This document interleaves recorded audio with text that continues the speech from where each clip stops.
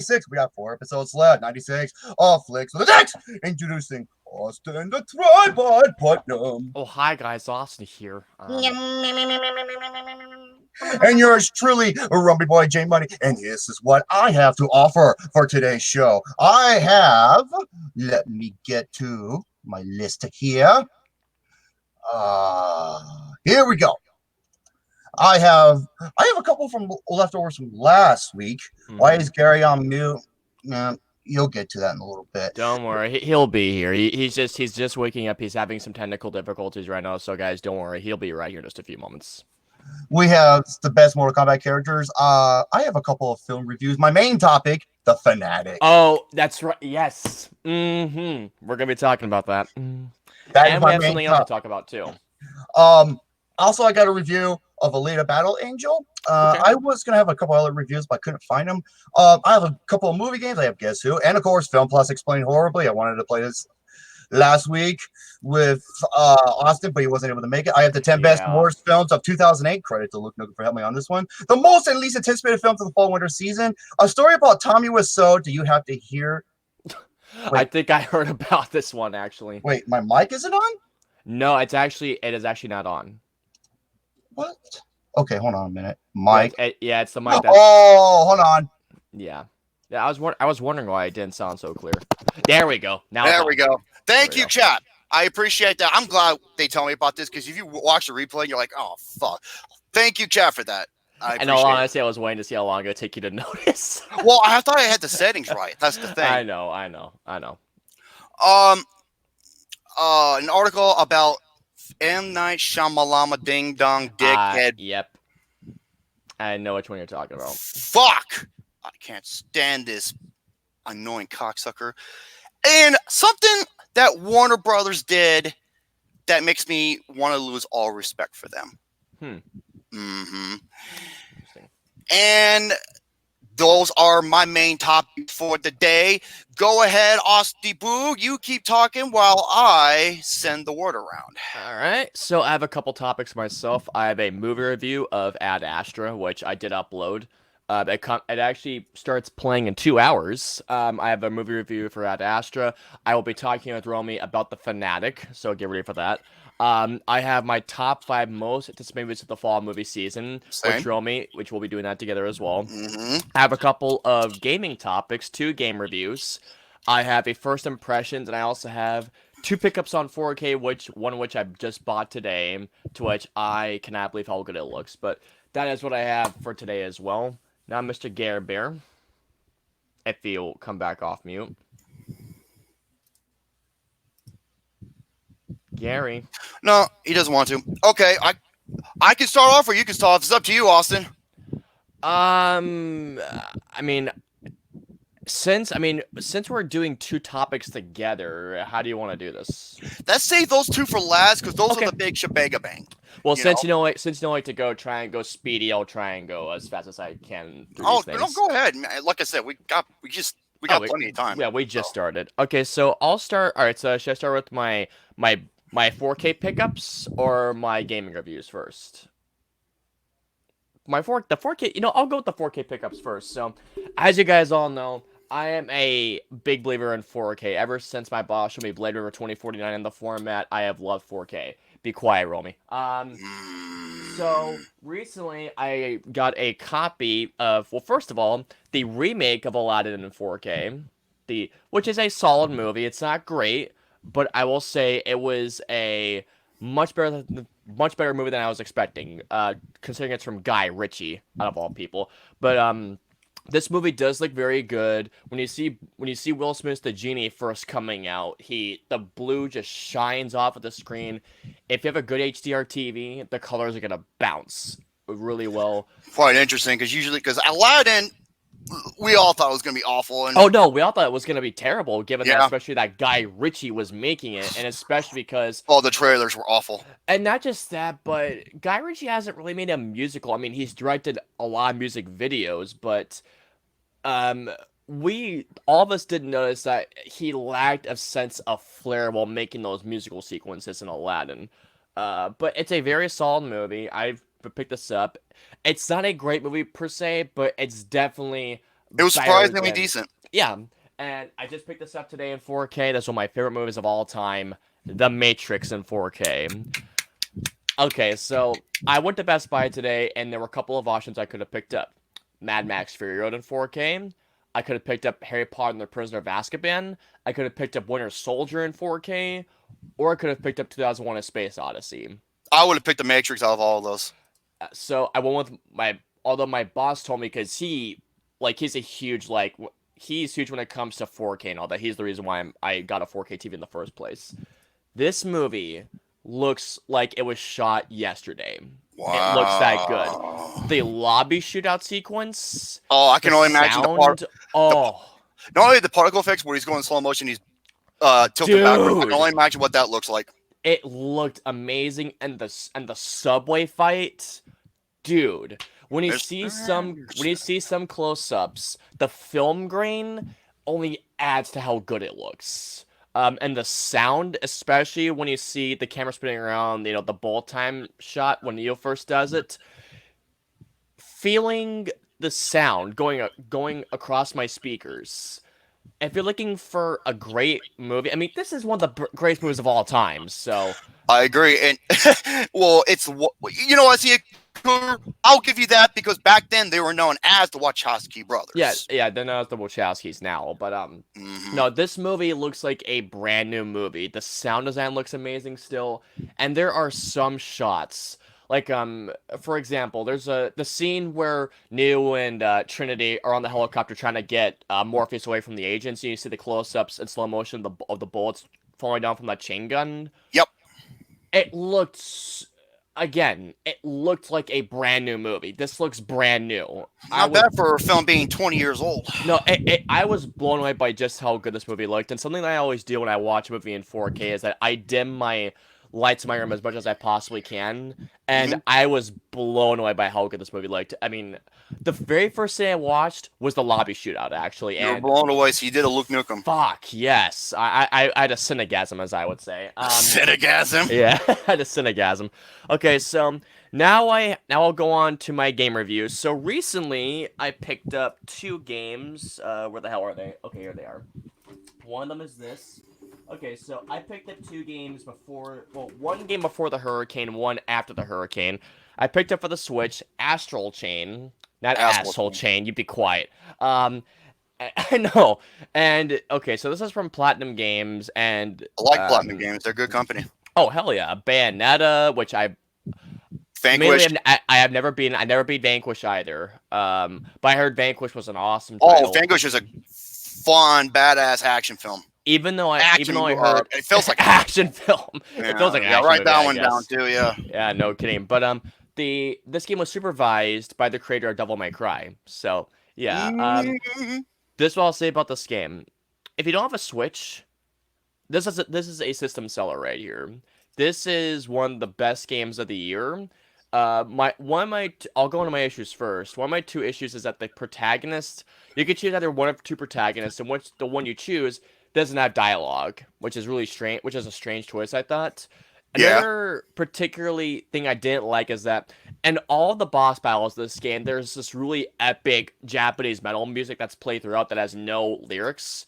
But then there was a particularly awesome part into which you gain this new ability, and the moment that this battle starts, these lyrics start playing.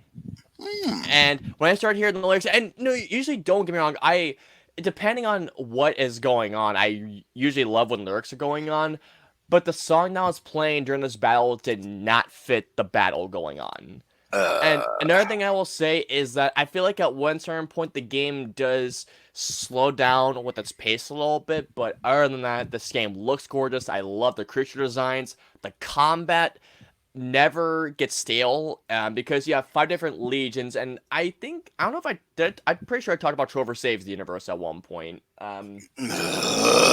You haven't played the game, so shut up. I'm sorry, I'm not a fan of Rick and Morty. Rick and Morty. Where the Mike fuck? and Morty. I was about to say Mike and Morty. I don't know why. Mike and Morty. I don't get their humor. Yeah, it's really out there when it comes to its humor. But in Trover Saves Universe, the one of the biggest mechanics of the game is how you control 2 characters. This game takes a mechanic and takes it to its full potential, in which you play as a legion that use fists. There's like a heavy like what's the term for it? A great sword type of character. There's one that uses bows and arrows. There's a beast legion that you can use. The story is the story is great, and the skill of the boss battles is absolutely insane. I was actually playing this game a couple of times on a call with you and Gary, and at one certain point, I was just thinking, you guys saw my reactions to a couple Well, of half the the boss whole battles. fucking time you were just laughing at it. That too, yes. Well, because I mean, the game has a very silly personality, and it has a very bleak future. But the game has such a big personality that I absolutely loved. Oh god, what happened? Tyler says, I can't talk too long. I got to pull. I can't talk too long. I gotta I swear to poop. God, Tyler is one of the funniest motherfuckers ever. He really is, dude. He's the guy he's like the nicest dude ever. Oh But yeah. he's got the greatest attitude ever. Oh, By the absolutely. way, that reminds me, if there is a little feedback, if there is a year 5, you know what? Well, I'll talk to him often about it. Hold on. You know what? I'm gonna make a fucking bold statement right fucking now. If the inventory is full for presenting awards, I will step down so Tyler can host my award. Oh, I'm not allowing that at all. No! No! No! No! No! Well, come on. Well, I mean, His nipples are ready! I tried, Tyler. I love don't Tyler, worry. dude. Well, I mean, if year 5 does happen, I'm gonna talk to Mothman about it soon. I feel like it's gonna happen most likely, but yeah, I haven't We'll been see. thought about it, to be honest. But yeah, overall, this game badass. The skill of it is similar to Devil May Cry. I give this game a 9.25 out of 10. Badass title. Next up we have here is Control, which I just beat yesterday. So this is made by Remedy, the makers of Max Payne and the makers of Alan Wake. Max Payne 2, I was not a fan of. Max Payne 3 is really good. The first Max Payne, love it. It's one of the greatest action games ever. Max Payne 2. It's way too short. Yes, that's my biggest issue is I was way too short, but it's a good follow-up. I thought it was a good follow-up. Max Payne 3, if it wasn't for the freaking cutscenes and how they use the stylization of each cutscene, I would have loved it. The fucking pretentious filters. Oh, it's terrible, yeah. And Boy Thunder says, hey, give it to this. At least Rick and Morty's distracting Darren Aronofsky from making movies. I agree. That's true. But no, Max Payne 1, that's one of the greatest third-person shooters I've ever done. The version of Max Payne is phenomenal. Especially the part where you have to navigate through that maze, you have to follow that little blood trail, or else if you fall down, you hear that baby screaming. That part was ruthless.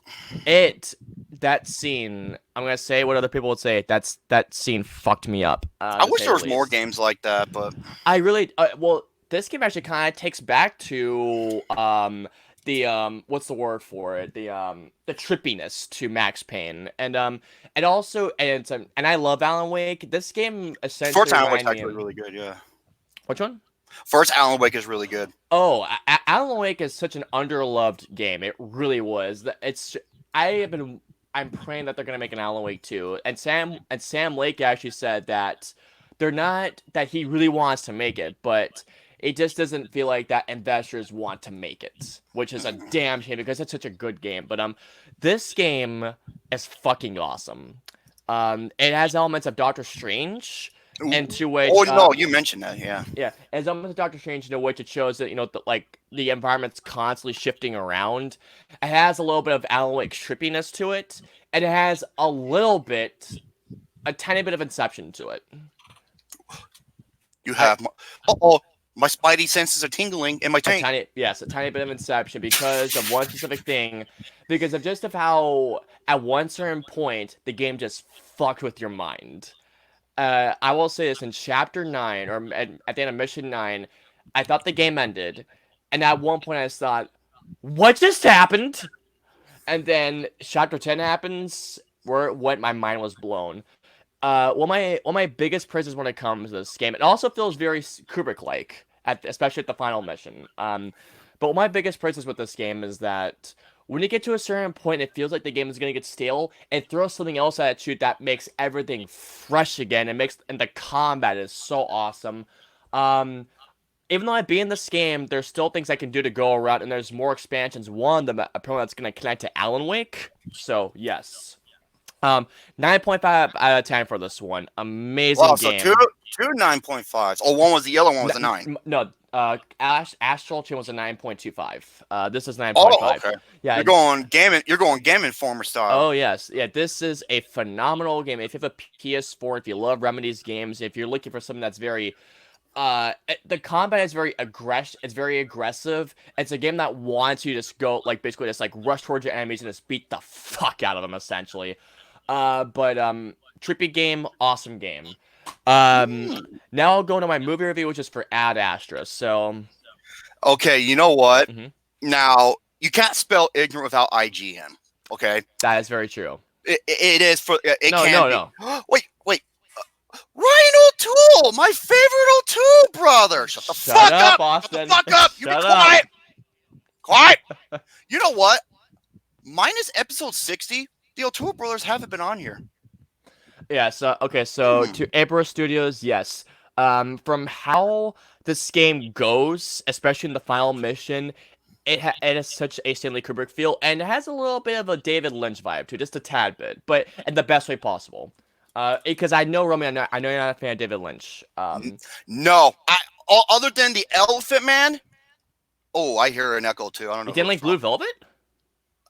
The only reason why you should see Blue Velvet is because Dennis Hopper. Oh, it's incredible in it. He is magnificent. Oh yeah, he is. I don't like his movies, and I can't stand him as a person. He's a fucking asshole. Yeah, from what I've seen, he is. You guys see some of the bullshit he's pulling, the garbage he says. He's such an ass. Yeah. Sorry, I don't. No, it's okay. But no, but yeah, Control feels if I could combine elements of Doctor Strange, a tad bit of Inception, along with Kubrick, and a tad bit of Lynch, that's what Control is. And at one point, the game has a badass song that I've been listening to on loop. Anyways, sorry. But Ad Astra. Ad Astra, yes. I read IGN's review, and this is what he said: some of the sets are eye openers, and Brad Pitt's terrific. However, the movie is so goddamn slow and not that interesting to where it grabs you. I was just like, this is what I was afraid of. And I agree with the sentiments. And people say it's ambitious and ambiguous. I'm like, more red flags. Yep. I mean, now this is what I'll say about Ad Astra. Yes, Brad Pitt, terrific. He's definitely Oscar worthy in this movie, without a doubt. The film looks amazing. It's actually shot by Christopher Nolan's cinematographer Hoyt Van Hoyama, who is shooting Tenet with them. Oh yeah, God, yeah, he shot. And the best thing is, since it's a space movie like Interstellar, both movies they could not look more different. That's why I liked it as well. Christopher Nolan's Interstellar looks like a completely different movie. And here's the thing, I prefer Interstellar over Ad Astra. Just saying. But and also the film has a phenomenal soundtrack that has some very Hans Zimmer-like qualities to it. Okay. And there's some great scenes. One involving, all I'm just gonna say is this: it was essentially like Mad Max on the moon, kind of like that. Wait, no, it's a badass action scene. Yeah. Romy sure loves Nolan. I would polish his nuts. Christopher Nolan's one of the greatest directors of all time. There's no denying that. Yeah, and unlike, okay, I'm not gonna say the person's name, but unlike someone who claims that the director, which he was Damien Chazelle. It wasn't you who said it. Oh, okay. Mind you. Unlike someone who says Damien Chazelle is the next Stanley Kubrick, fuck you. Shove a pitchfork up your ass. There's one filmmaker Nolan is. Nolan is. I think there's a better filmmaker than Chazelle, to be honest. And I know you're gonna say shut the fuck up when I mention him. Denis Villeneuve. Oh, you agree with that? Anything's better than Denis Villeneuve. His boring ass. Oh, no. I was saying that Denis Villeneuve was better than Chazelle. Ooh. You know what? They both have something in common. Their first movie, or their first breakthrough film, was incredible. The rest of their movies is boring as shit. I'm looking forward to doing more than Tenet. Sorry. I said it. Okay, get the fuck out of here. I'm looking forward to doing more. I am. Honestly. Yeah. Tenet is my number 2 spot. Dung. I'm calling it dung. So that's the one number 2, most anticipated film of next year, anyways. Okay, so, anyways, so another thing is that there are scenes in which James Gray, how it sets up scenes is well done. It's a solid, it's a well-made movie. There's no denying that. The thing is, though, the pacing sucks. Oh boy, so this is another first man bear pig. I mean, the film is just over 2 hours, and there are scenes where the editing does go fast, but there are scenes in which it feels like it takes fucking ages for it to end. And at one certain point, I was talking to my boss, going like, "Is it me or is this movie kind of boring?" And he said it was better than Hustlers last time. I was just like, "What?" Oh boy, I thought Hustlers was awesome. I still need to wait. Ryan O'Toole says Dune. Hold on, I gotta sneeze. Hold on, that thought. Hold on. Whew, I feel better. Oh wait, Ryan O'Toole says Dune is also my most anticipated film as well. Thank you, Ryan. Thank you. No, I will not be quiet. Why don't you go polish his nuts like a turtle wax, okay? Oh, I will. And then he says, "You're wrong, Romy." See, I think people are like Ryan because he's always. It's my buddy, Alexander. I'm not your boy. Well, fuck you too. He's the first person I met. That's true. First one ever. If it wasn't for him, he's there, but just give him a little. No, I want to say that he's. Right, let me take off. Let me just put up the volume on my boy Alexander. Oh, you see it, Cougar. Oh, echo. It's going through my headphone. It's going into the mic. That's why. So Alex can hear it. Oh, see it, Cougar. I agree with that statement. No. Yes. That's bullshit. I agree with that statement. What were we talking about? Cougar said Denis Villeneuve is better than Christopher Nolan, and I agree with that. You get the fuck out of here! I think Denis Villeneuve is the new Kubrick.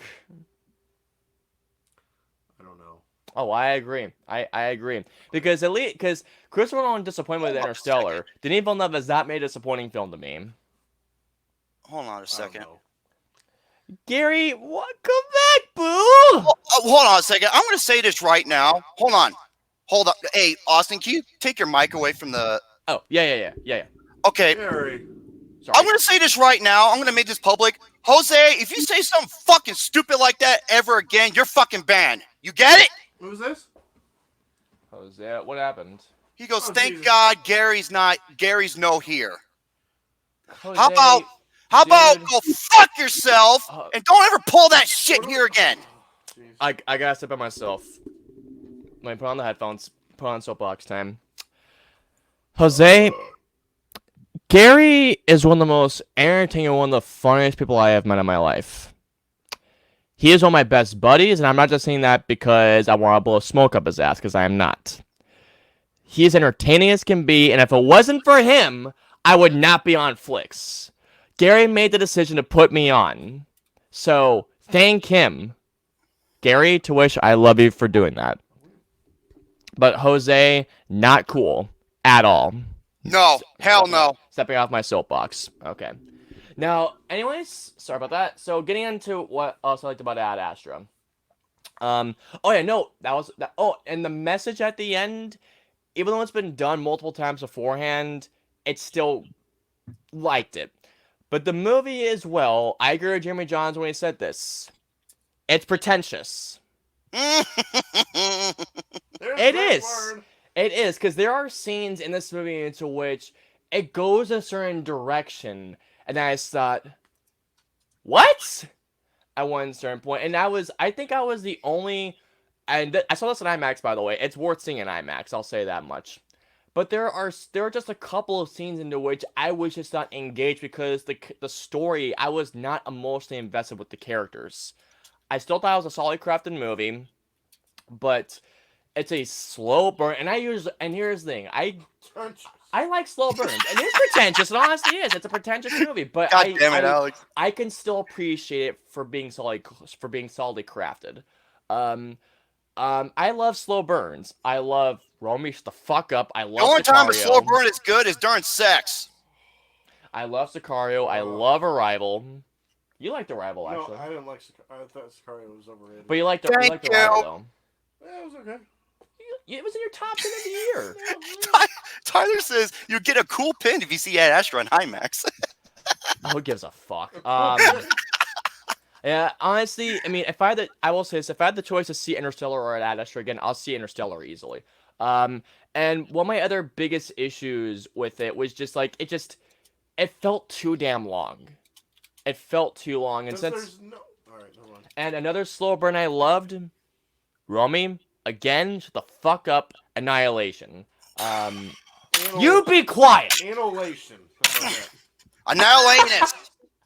But other than that, Ad Astra solid enough. I gave it like a 3.25 out of 5. I liked it enough, but would I watch it again? No, I would not. Ryan O'Toole, my bud, my favorite. O'Toole brother. I already said that. He also thinks it's overrated. Hey, Austin. What about Cody O'Toole? I don't. Well, he's more of a gamer. But still, he likes his films too, but he's more into games than he is. Let me tilt that down. There we go. But yeah, that's all I have for my topic. That's all for my topics until Romy and I go or anticipate and we talk about the Fanatic, to which, holy shit. Oh my god, it is amazing. I wish Freddy Krueger would chop off your head, then would roll up the streets. Oh my god. And the car would go over it, and everyone would watch it. All right, hurry up. I got a poop. I hung out with my best friends last night. I showed her that clip. She was laughing her ass off at that. All I gotta say is the Mexican maid. Oh my god! It's like, don't read it. Don't read it. Ow! Oh Stop it. man, folks. Hey, Austin. Yes. Feedback. Okay, you know what? Holy butt savage. Well, I wanted Alex to hear the audio. I'm here. So you got to deal with the feedback unless if you want the headphones on. You know what? Let me see if I can disable something here. Nope, I can't. Okay. I'm gonna disable your ass. Okay. Watch is too damn bad. Too fucking bad. Okay. But yeah. Anyways, Gary, what are your topics, buddy? Yeah. Who, Gary. me? Hi. All I got is Yeah. What are your topics, 2019. buddy? All I got is 2019 awards. Say that again, Gary. You were cutting out there. All I got is the 2019 People's Choice Awards. Oh, okay. Cool.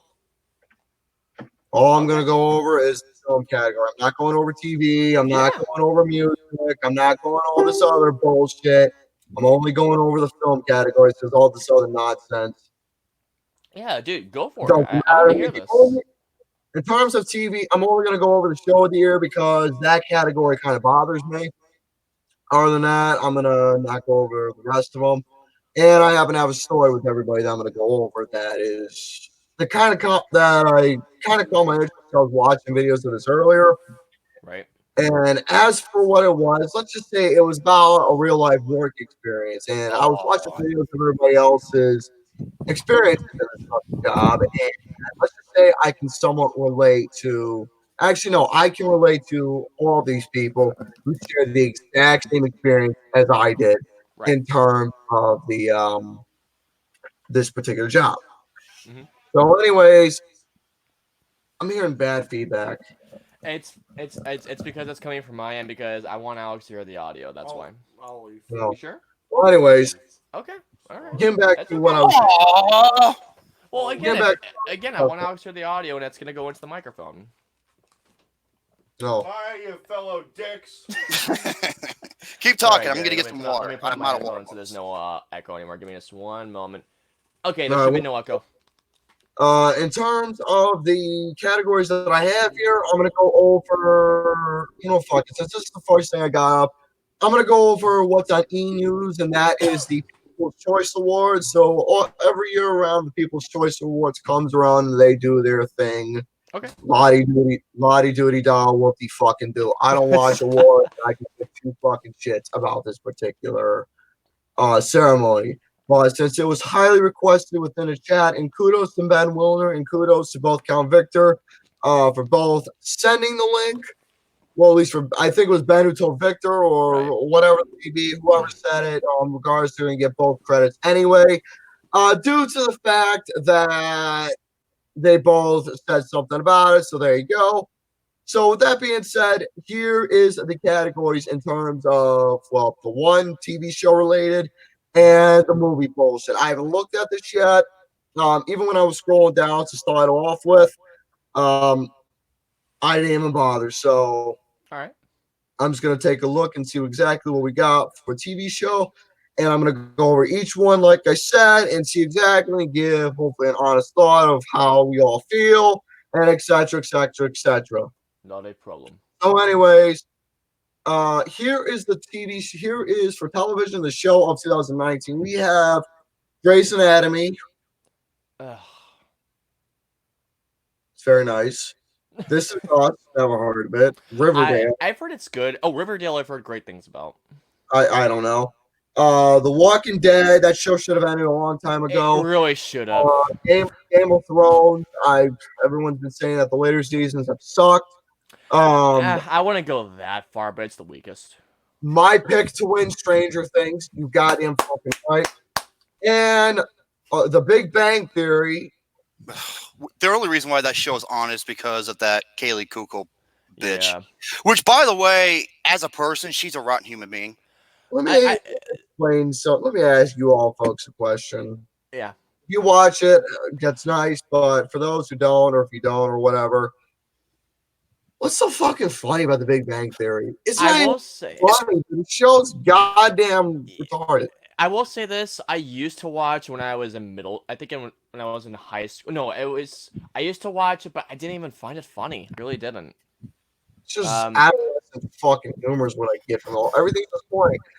Let me give you folks a little bit of an analogy, both in terms of TV and in television. Mm-hmm. They don't make comedies like they did back in the day. Oh, no, they don't. And Living Color, Monty Python, oh my god. I'm talking about back in the 30s. Oh, Those Laurel and Hardys, Buster Keaton, Charlie Chaplin's. That right there was fucking comedy gold. it was, yeah. We're alone, where everything that symbolized what comedy should, always, and will. Like gags, running jokes that came off humorous in different varieties of aspects in the film. Different slapstick humor. Everything about a lot of those films I said was ingenious and creative. And by the way, another thing you get in films today in terms of comedy and back then is that the humor back in those days was extreme. They would go to matters to put their own bias on. I'm not talking about action like Tom Cruise. I'm talking about comedy. Right. Comedies back in those days were fucking extreme to the max. Right. Those comedies, like I said, those stars put their bodies on the line to give that humor. Some of them actually, out of all of them, Buster Keaton sustained some of the most injuries out there. You fucking have a busted arm, sprained shoulder, torn muscle in his leg, and he would literally get the fucking film done even with an injury because because Buster Keaton had balls. That's why. Hey, Gary, can I say something that relates to the subject? Here's another great example. One of my favorites, the classic Three Stooges. Oh, hell yeah. Even the one with Shemp. I actually like Shemp. Yes. And you know what? The Farrelly brothers made that Three Stooges movie, and it was so fucking atrocious. Okay, I just want to say something about Three Oh Stooges. my word. I like the first 15 minutes of that movie, but that's about it.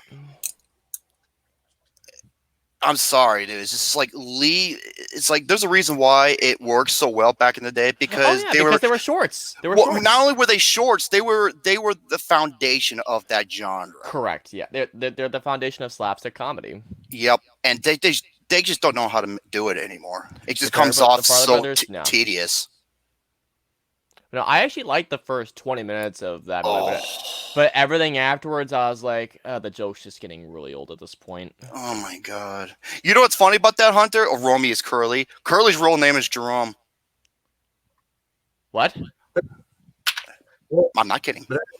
But anyways, as I was saying about comedies, Yeah. like I said, they don't make comedies like they did back in the day many years ago. And you go from fucking slapstick humor and go to the extreme measurements of having some of the most creative stunts out there to getting comedies, like getting fucking actresses and actors like fucking Melissa McCarthy and Rebel Wilson.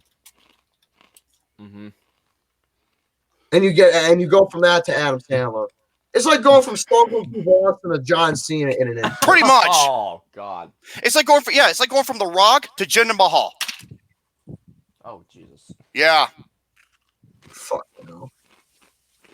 Telling you, folks, back in the day, in terms of comedies, I'm not just saying about the 1930s. I'm talking about comedies back in the day in general. Everything was all creative and everything was exciting and funny.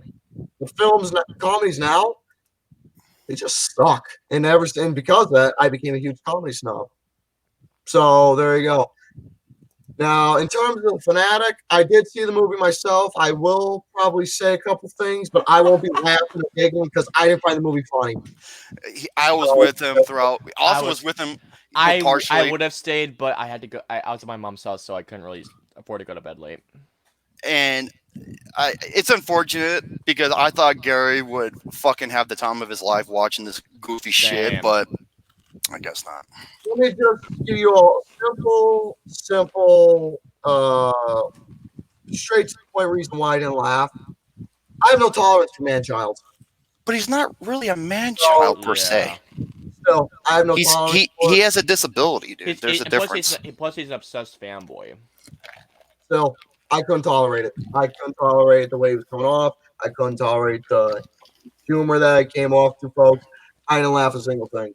So, anyways, and as for speaking of wrestling, the last show on the show of 2019, Monday Night Raw. How the fuck? You know WWE must have paid them so much money. Huge. Hold on, echo.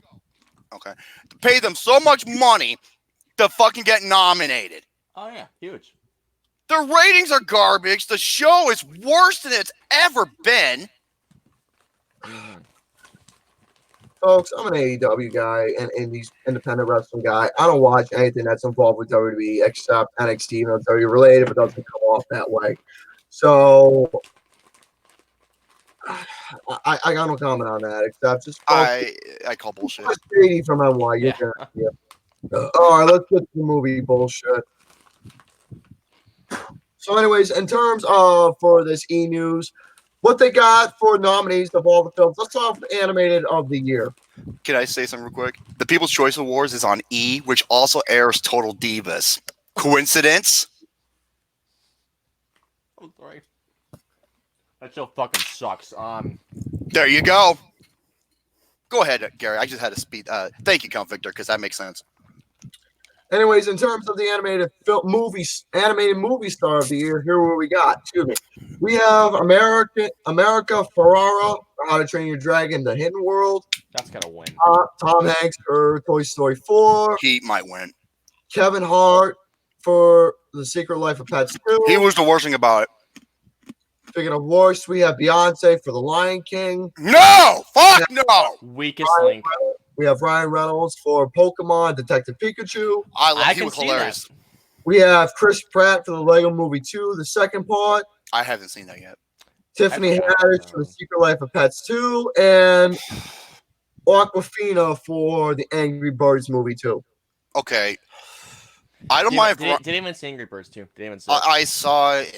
Wait, you are the weakest link. Wait, have you seen Toy Story 4 yet, Joe? Not yet. Despite I can't say Tom Hanks should win because I haven't seen it yet. But if Ryan Reynolds or How to Train Your Dragon win, I'm fine. No, those other fucking words belong in there. Give me a break.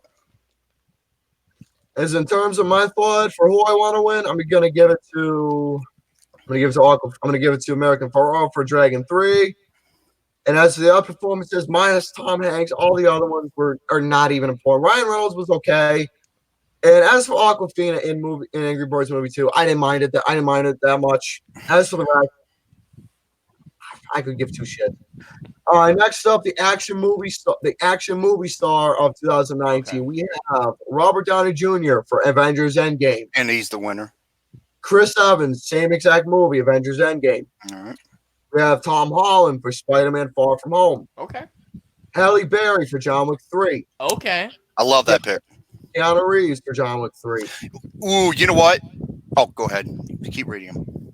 Sophia Turner for The Dark Phoenix. Wait! What? I'm walking out. Walking out. I need a break. So Go ahead, keep reading them.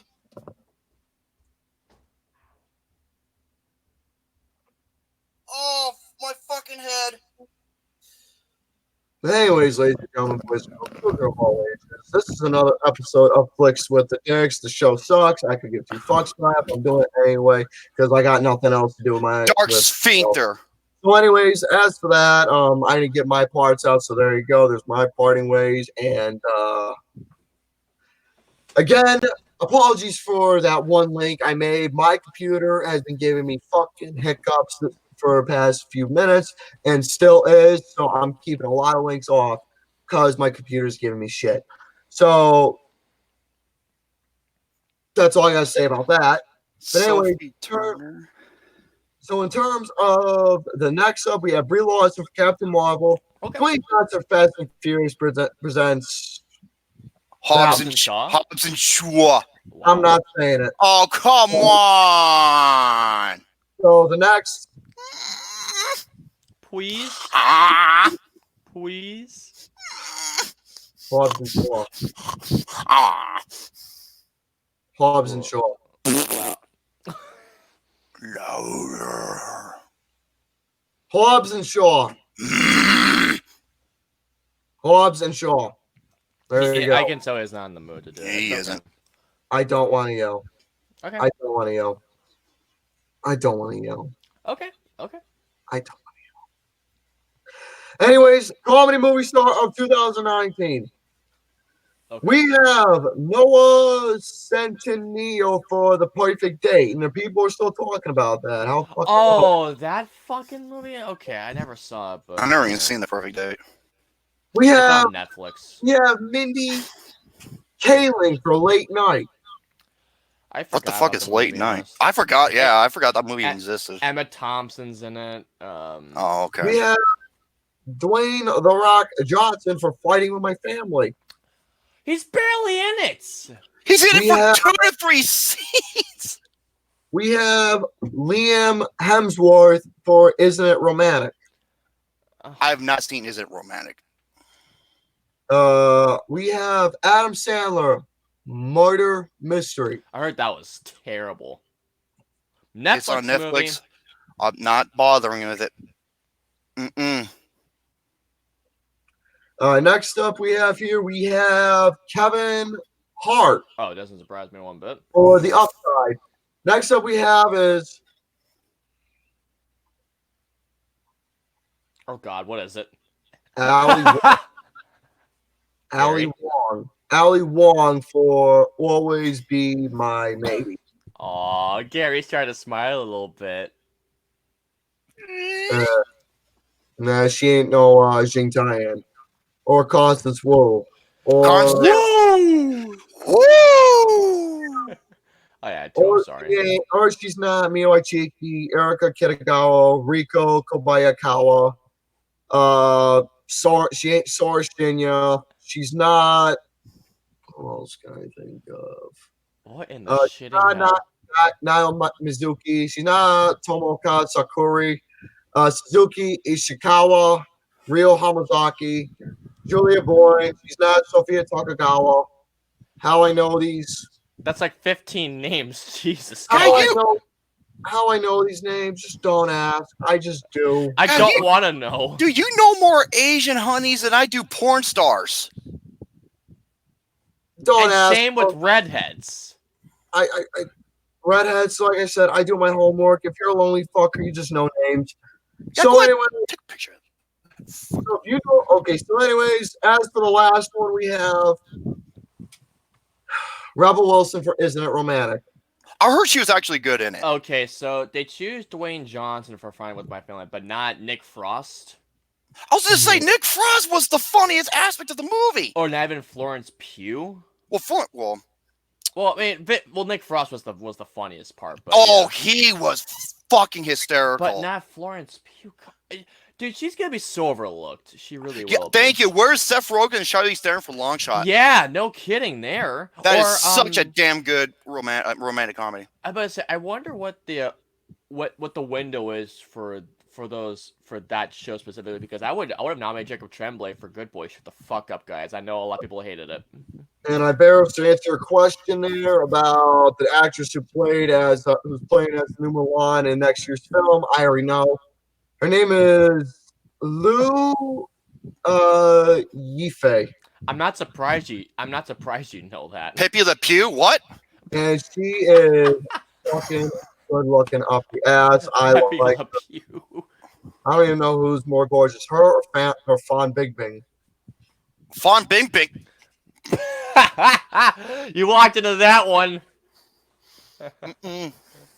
You walked into that one. That's your fault. I mean, they're both good looking. Have you seen what Fawn Bing Bing looks like, man? Okay, Fawn Bing Bing or Constance Wu? Sophie's choice. Bing bing. Bing bing. In weird factors, they both look the same. Who do you pick? You must choose, but choose wisely. Okay, Robert Ducky, Jesus. I guess not. Oh my! How do you fit that fucking thing in your mouth? Is that a juicy burger? Yes, it is. Wait, Oh, I Constance saw that. Wu, Constance Wu is as long as she's not wearing that wig from Hustlers. Oh my! I like Fuck, her and Hustlers. Tyler makes me laugh every time he says that. Him and Joy Occasion and a couple others movie, they're funny. That's what she said, Austin. I do have a couple. Speaking of that, I forgot. Since Hustle was next, I do have a couple movie reviews for you all that I'm going to bring to the show. I did have one review filmed, but the thing is, I wasn't satisfied. So I'm like, I'll just bring it out for a chat and interact with people. So I got a couple movie reviews as well, and but we'll get to that later. So we got. All right, next up we got here. Let's do the drama movie star of 2019. We have Constance Wu, Taron Egerton for Rocket Man. Hell yes. yes! The best acting performance of the year. Mm-hmm. Cole Sprouse for 5 Feet Apart. I don't know. Zach Efron for Extremely Wicked, Shockingly Evil, and Smells Like Shit. Okay, to be fair, I thought he was great as Ted Bundy, but I can't really say too much about it. What's it called again, Gary? I said Extremely Wicked, Shockingly Evil, and Smells Like Shit. So I liked his performance in that, so I can. Yeah, Lupita Nyong'o. Lupita Nyong'o for us. Lupita Nyong'o. Yeah, Neanderthal. So next Oh up, my god! Say it right. Once Upon a Time in Hollywood, both Brad Pitt and Leonardo DiCaprio. I will give him the performances. For Glass, both Sarah Paulson and Samuel Jackson, who's barely in the. Why not James McAvoy? She's fucking horrible. Not James McAvoy? She's a fucking bore. And Samuel Jackson's he does nothing He for doesn't most show of up. it. He doesn't show up until like the 1 hour and some minute mark. Yeah, he doesn't even do a fucking thing. No, that motherfucker's more fragile than my own. I can't even think of a fucking joke.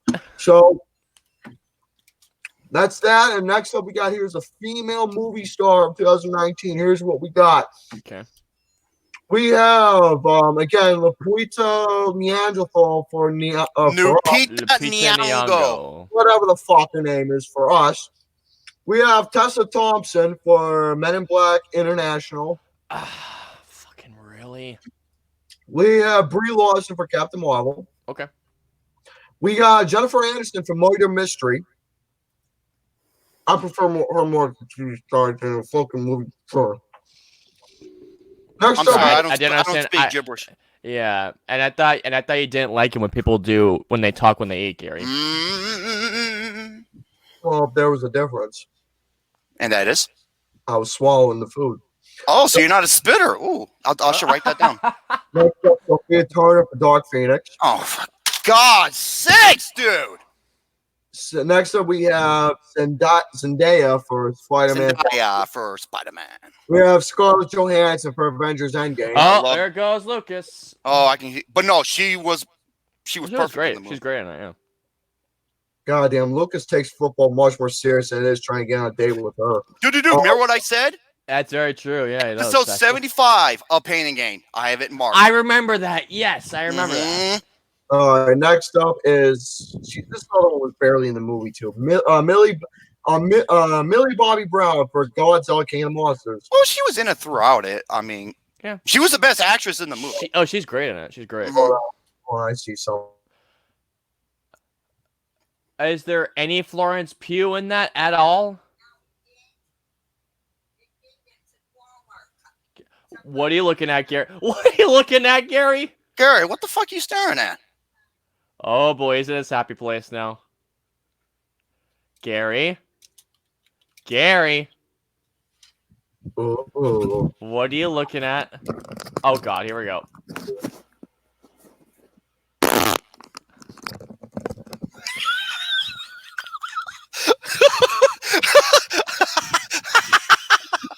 Oh, Gary's move went like this.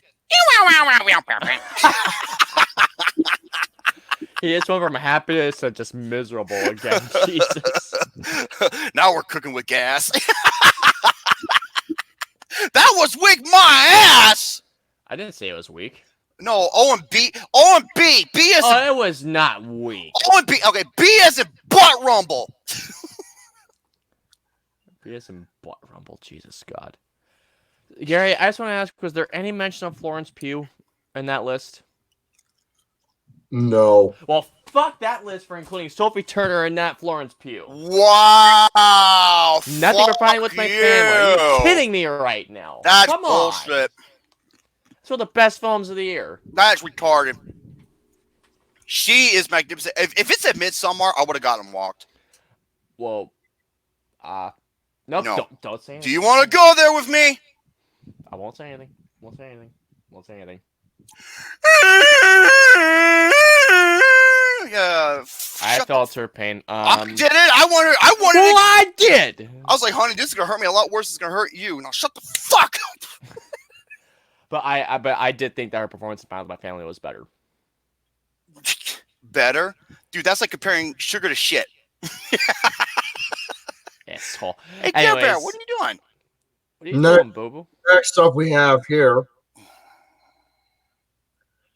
The male porn star of 2019. We have Lexington Steele, Mandingo. Shane Diesel. Well, that's all I know in terms of male porn stars. Din Diesel.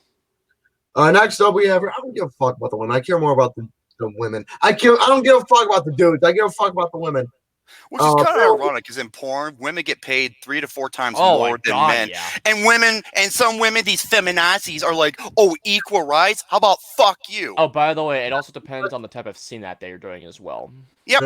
You want to see equal rights? Watch lesbian porn. There you go. So there you go. All right, the male movie star of 2019. We have Adam Sandler for Murder Mystery. Fuck you. Dwayne Johnson for that Fast and Furious film. Oh, okay. I was about to say, if it was for Five with My Family, it was better fucking in it. We have Samuel Jackson for Captain Marvel. We got Really? Keanu Reeves for John Wick 3. Hell yeah. Will Smith for Aladdin.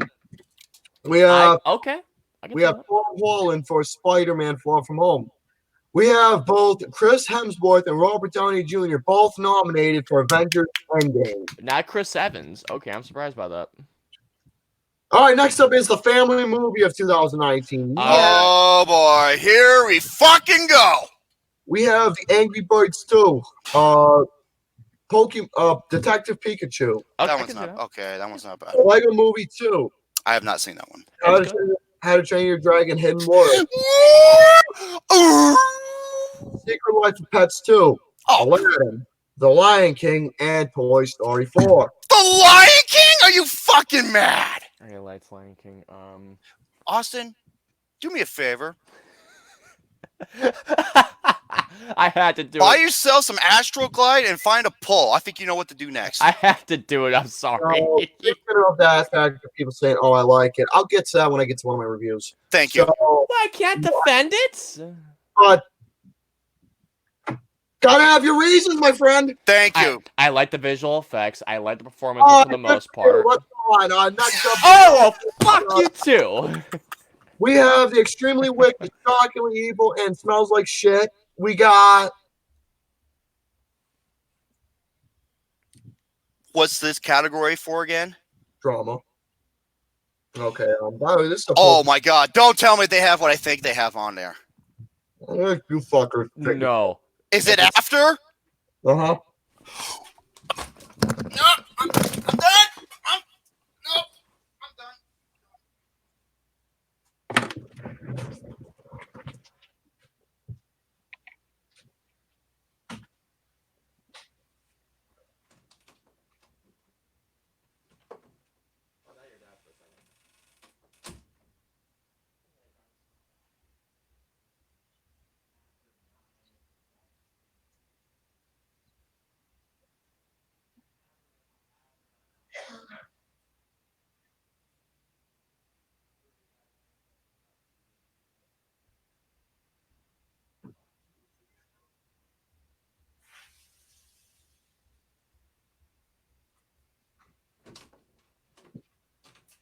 Okay.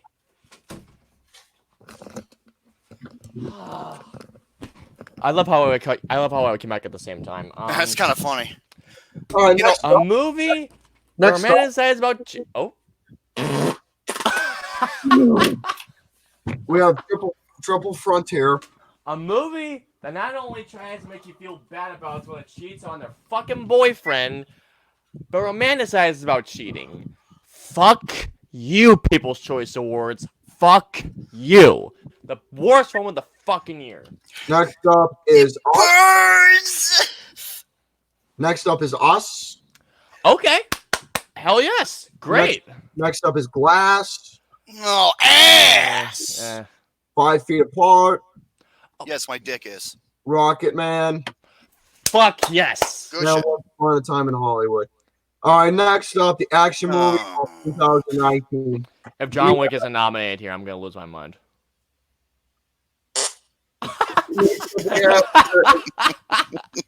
Next up is the Fast and Furious movie. Hobbs and Shaw? Okay. Godzilla, King of the Monsters. No. The Shazam, action was great though. What? Shazam? Not yeah. John Wick 3. Hell Yeah. yes. Captain Marvel. Spider-Man Far From Home. Avengers Endgame. And Dark Phoenix. Oh, there's barely even action in it. There's only 2 action scenes. 2, maybe 3. Okay. Avengers Endgame is the best, easily. But when it comes to action John films, Wick. John Wick Chapter 3 is the winner. How in the fuck is Dark? Dark Sphincter. That's why I call it Dark Sphincter. I rather give it to Godzilla than Dark Phoenix at that point. Next up is the comedy movie of 2019. Oh, my God. They better have a fucking hustle on there. I swear to God. We got Murder Mystery. Good Boys. Mm. Little. Long Shot. Men in Black International. Yesterday. The Upside. And The Hustle. Oh. Oh, God! No!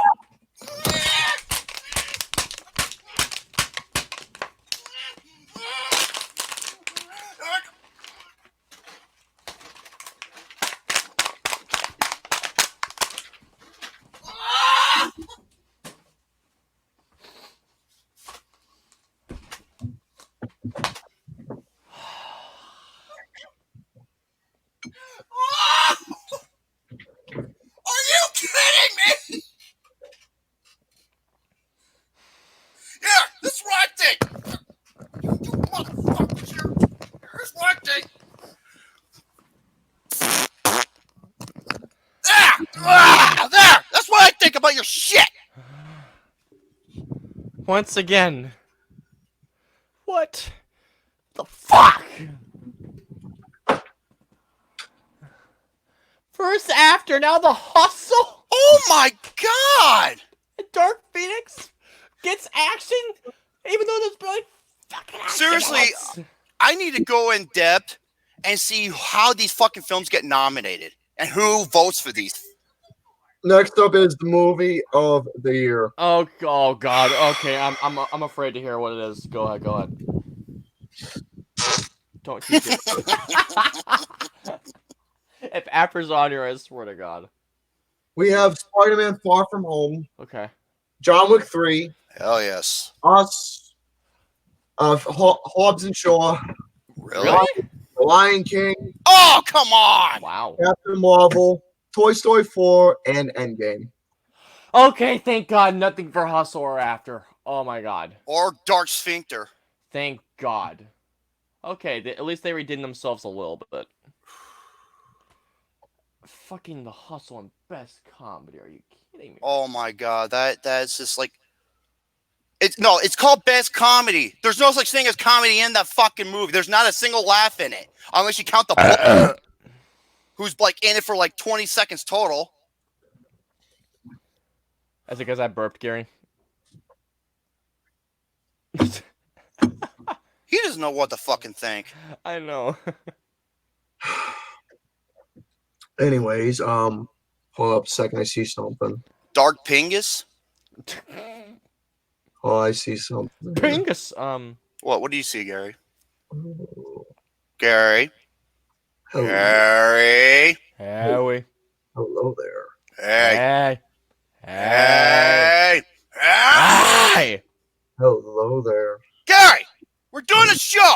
And who's got the feedback? Not me. Hello there. It should not be me because I have headphones on. Hello there. Replace the hustle with the fanatic. I agree. I totally that is the best comedy of the year. Oh, it arguably is the best comedy of the year. Oh, hey baby, how you The doing? Fanatic for Best Picture. I'll allow it. I Ooh, know. Yeah. hello there, honey. John Travolta should win the Pulitzer Prize for that award, for that performance.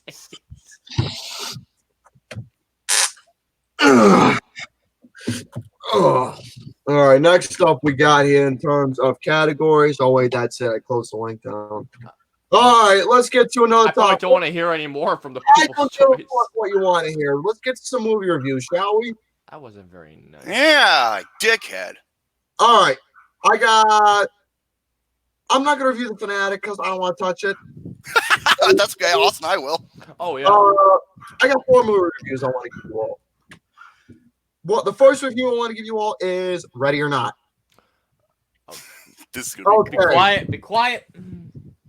Let me explain something about Ready or Not. Now, I saw the praise that this film was getting. I got exactly what was going on. Well, in terms of what people were saying, oh, it's one of the best movies of the year. It's awesome. It's epic. I want to say it's. I'm over here watching, like, what the fuck people see in this movie? Because, first off, the one main thing that this movie doesn't have is logic. Because the whole plot alone, before reading it, it just sends bad vibes down my spine. And when I was watching it, it was just over the top ridiculous. Because the thing is, the plot itself, okay, so this girl gets married into a wealthy family, then all of a sudden, all hell breaks loose, and they have to fucking kill each other just because. Well, they're not killing each other, but.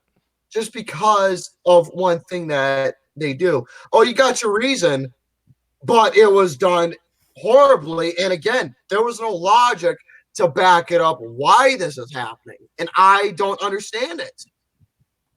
There's 3 things I look for in films, folks. 3 elements. It doesn't matter what genre it is, it's in terms of movies.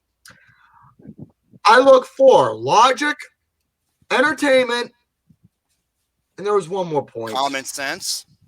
That falls with logic. Well, logic that's is the same with the common sense. I look for logic.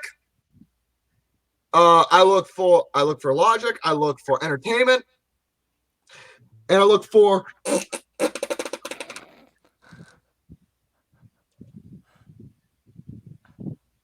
Gary, did you, Gary? Did you create some Yoo-hoo liquid moose doo-doo butter? That's what I'm thinking right now. Oh my god. Kira, are you okay?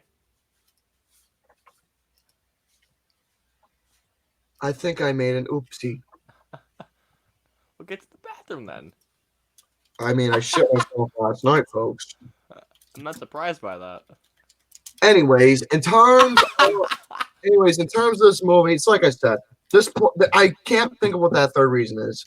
But I look for three things. I just can't remember that last one, but it's a general thing that I look for in films. Oh, a riveting story. So, in terms of this film, did it have entertainment aspects? Yes, there were some things that it was entertaining, and I can see it for a lot of other folks. But the problem is the entertainment that was transpiring in this film didn't engage me because a lot of the things that was said, done, it just didn't add up. Because, like I said, the logic wasn't there to help make anything transpire. And now I will give the movie this. I'm glad it is self-aware of what it was doing. I managed to get that, and I will give the movie credit for that. If looks could kill. No shit. The thing is, if a movie is self-aware of what it's doing, it has to obviously show what it's doing. It has to stand out. And it has to be creative and original. The problem is that it just didn't come up and gave me that same sense like everyone else's. I just thought it was dumb. I thought it was extremely dumb. Why? Because that overall plot that was transpiring, I couldn't get the vibe of this film because the plot, like I said, before seeing it, it just sent bad news, and I couldn't get engaged with everything that was transpiring because none of it made sense. You got your reason, but the way it was explained, it was just ridiculous. So overall, ready or not, call me the bad guy. I could give two fucks. Why do I call you the bad guy? It's my overrated film of the year. For me, it's at Astra. Call me the bad guy. I don't give two fucks. So 1 out of 5 for me. I can't. I'm not saying I don't hate it. I just don't see the praise. 1 out of 5 is like that's pretty strong. That's leaning a lot towards. I was not a fan of this film at all. Now let's get to a film. Let's get to a film I was a fan of, and that is now, and it's no joke, my biggest surprise of the whole entire year. I know what he's talking about. Now, Yeah, same. now the trailer alone, it was. I thought the trailer was retarded, but when it came to seeing the actual movie, I was thinking, "Holy fuck! This movie had hair, it had reason, it had the logic, obviously. It had explanation why a lot of things inspired the film, and it had so many moments between both. I'm going to say Jennifer Lopez and Constance. Woo! Oh, poor baby. Oh, the poor baby. Whoa! Woo! Hey, Gary, does she give you joy?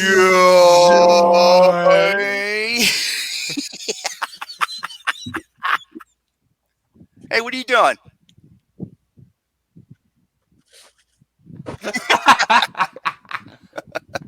I love how every time Gary bends down, his ass sticks way out like a fucking, I know, right? like a. His ass sticks out. It's like the capital A and you tipped it over. Jennifer Lopez gives me joy. Dude, she's 50 years old and she looks that damn good. Dude, she is never gonna age. I swear. There's this photo I saw where it shows what she looked like she was 20 and 30 and 40 and then approaching 50. She gets better as she ages. It's crazy. Yeah, she does. All right. So, anyways, next up we have here.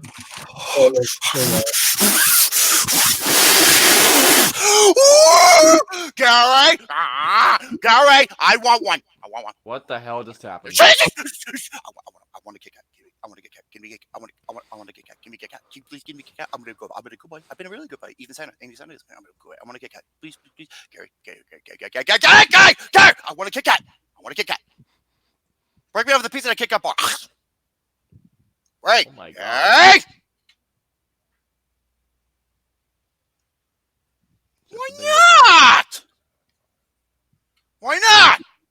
No.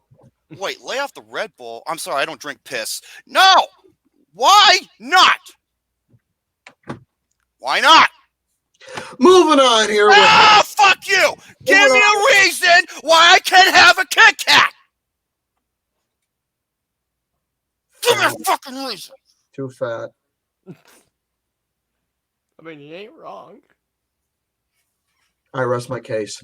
So, anyways, Oh, is the baby upset?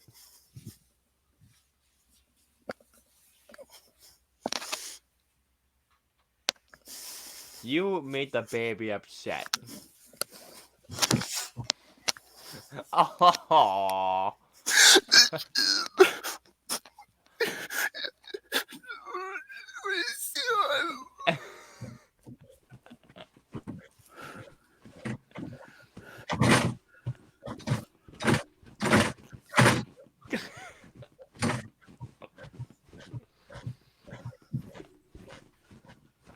Guys are meanies.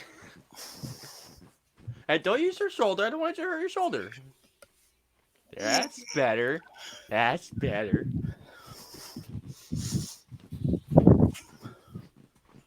Okay. I'm getting dizzy. next, all right. Continuing on with Hustlers, folks. Okay. Now, this movie has a very, very interesting plot. So, these women who are working as strippers, trying to get through their life, making money, and doing their thing.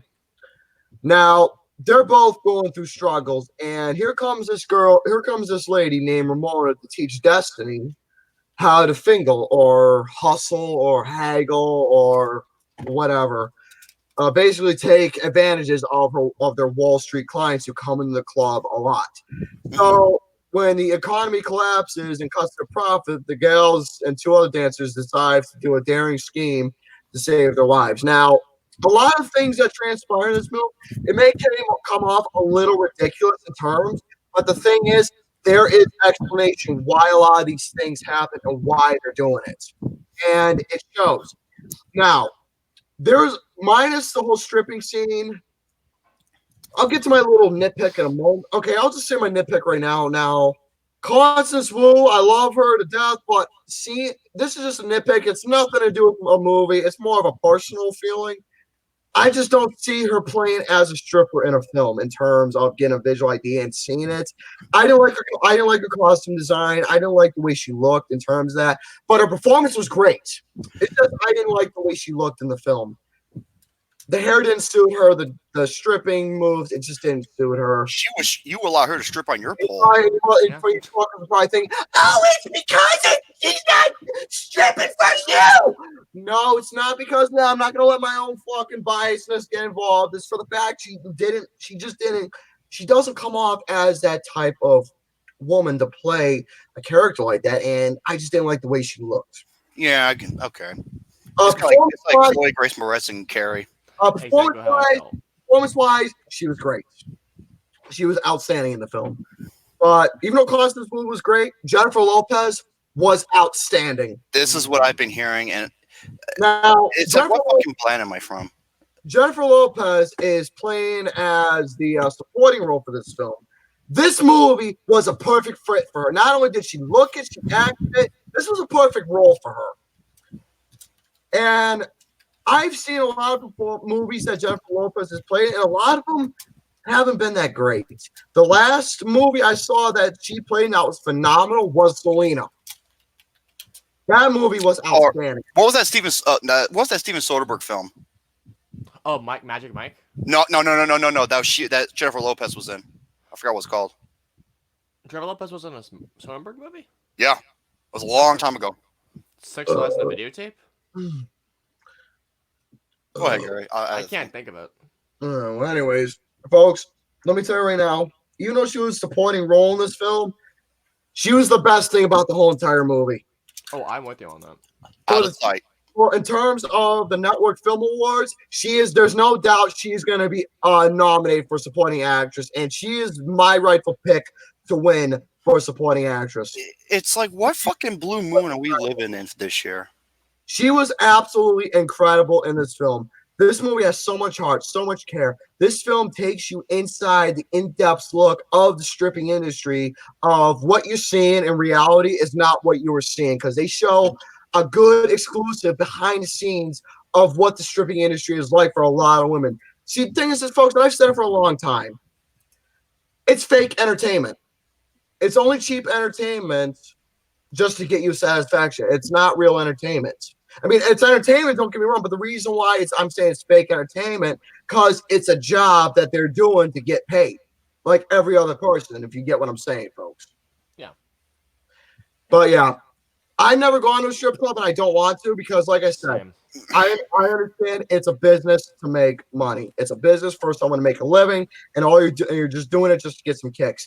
And plus, the thing is, no joke, the stripping industry, from the way it's shown in the movie and reality, the stripping industry can get very dangerous, because there's a lot of fucking sleazeball cocksuckers out there who will probably treat the woman like shit. We're clear she's just doing her job to get you a goddamn boner. So You know, Oh, that one scene. I know what Gary, you'll know what scene I'm thinking it about. gets very dangerous, and it shows.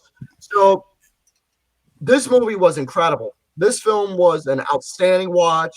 There was a lot of things that happened. It's probably my drama of the year. Now it does have some comedy aspects, and I managed to see that. But the thing is, I beg to differ. I took this movie as a much more serious role than it is with the comedy elements that was supposedly in the film.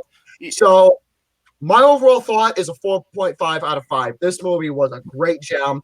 My biggest surprise of the whole entire year.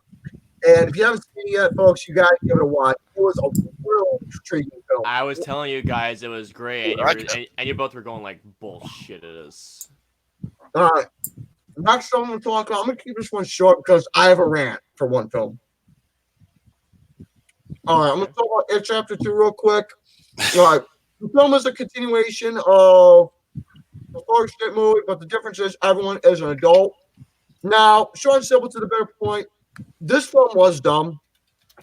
There was a lot of things adding on. I mean, with it being 3 hours long, there was no need, because the film got really extremely boring and tedious. So there was nothing intriguing or exciting except a few things. 2 things, actually. One, Bill Hader, when he's not playing when he's not doing stupid, nonsensical, idiotic comedy. I can't stand him when he does comedic shit. I think he's Really? horrible. I think he's awful. I love him as a comedian. I want to see Bill Hader more in serious performances, because he can do a serious role. He really can. He can do some serious roles. In this film, when he's playing as Richie and not playing that fucking stupid comedy, it's outstanding in terms of serious performances. I wanted Richard to die in the first movie. I hated him so much. The next thing that was great was James McAvoy. I thought he was the spotlight, and he was incredible. He was incredible. But other than that, dude, the film was dumb. It just kept carrying on and on and on. It didn't really add up to anything. And It was too long. No spoilers, please. No, thank you. Like I said, there is a spider. I'm not going to say what happens or what transpires. Long story short, it was dumb, but it wasn't stupid like in the miniseries, yeah. In the miniseries. It was dumb, and there was some sort of reason for execution-wise. But other than that, the whole film was dumb. But it was a little bit more tolerable in terms of watching than the first one for me. So, It Chapter 2 gets a 2 out of 5 for me. It was tolerable. And my last one.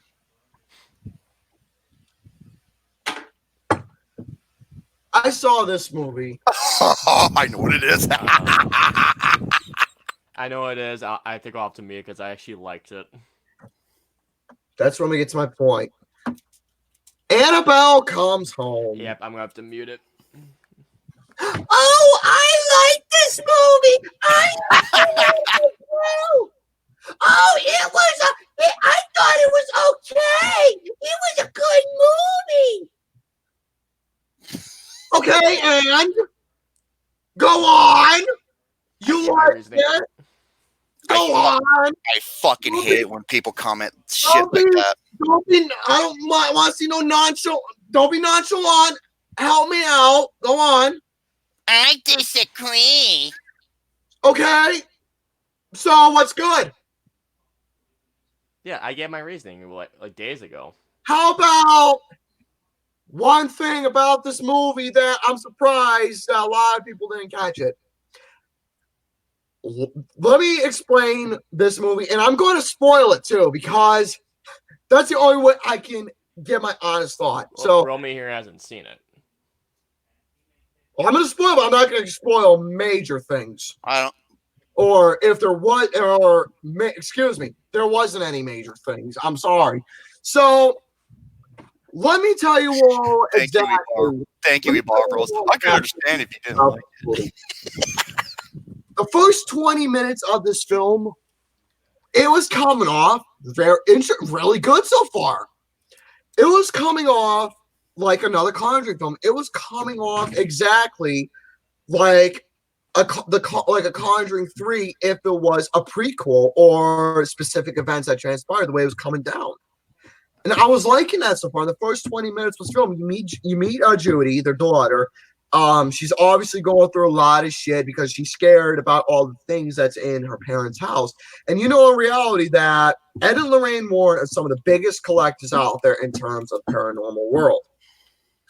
And God bless both their souls. They're two icons that I look up and I love learning about and studying in terms of the paranormal world, because I'm a huge buff when it comes to that shit, folks. I love it. I love learning about the paranormal. I love getting creeped out. I never had a chance to experience a paranormal event. I've experienced little things like TV being turned on by itself and electrical things, but that was really nothing. I wanted to experience going to an actual haunted place and see what it's like to see if I can get an experience. If I hear a voice, if I hear a door slam or footsteps, or see an actual physical orb or apparition at a haunted place. Even though it scare the fuck out of me, but I want to get that experience so I can say, okay, I actually had an experience. And I think it'd be a very interesting journey. But no more about that. Continuing on about this film, both Patrick Wilson and Vera Farmiga, who to me of this decade, in terms of The Conjuring alone and Conjuring 2, they're my best duo of the whole entire decade in terms of horror. They were absolutely incredible. They said some of the most memorable things in both films. Oh, I love that. I love that line. In the second film. Mm-hmm. It was so relatable. It was so touching. And it was adorable. And it shows so much care that they both have for one another. And it was beautiful. Great, that film had so much had amazing dialogue. It was beautiful. So anyways, let's just get to this one. So both Patrick Wilson and Vera Farmiga are in this film. They're not even in the film for a very long while because they're not the main roles. Now they bring Annabelle home. Hold up a second. Now they bring Annabelle home. They wrapped up their case. They brought Annabelle home.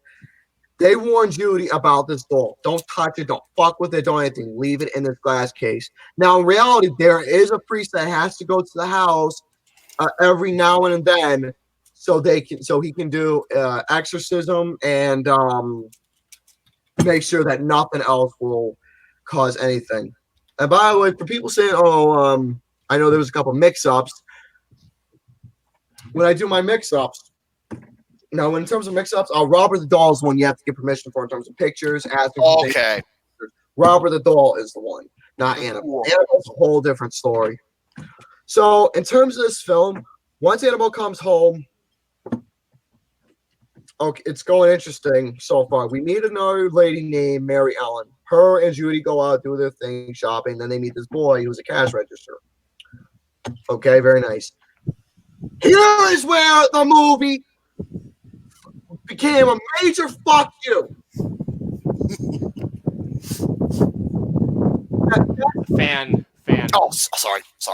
There's this supporting actress named Daniela Rios. Once she came in, she ruined the whole fucking movie. Wow, it's a I'll dumb. exactly why she ruined the whole fucking film. This character was nothing more but an adolescent, egotistical, nosy ass, heartless cunt. I would say something, but just You know what? I'll tell you exactly why, because I'm going to tell you all right now, for those who watch it, one thing in this film that you can't bullshit is logic. Thank you. It doesn't matter what it is. You don't bullshit logic in any fucking movie. You cannot bullshit logic, no matter how many times, no matter what, if the film's good or bad or it's polarizing, if there's logic that's being insulted to my intelligence, or if the logic that's being used and tossed out the window, like in this movie, you can't bullshit logic. In this movie, she was told specifically, do not go in the paranormal room, do not fuck with anything, do not touch Annabelle. She was specifically told, Judy and both Mary Ellen warned them exactly to not go in that room. But she said, okay, Judy, here's your birthday present.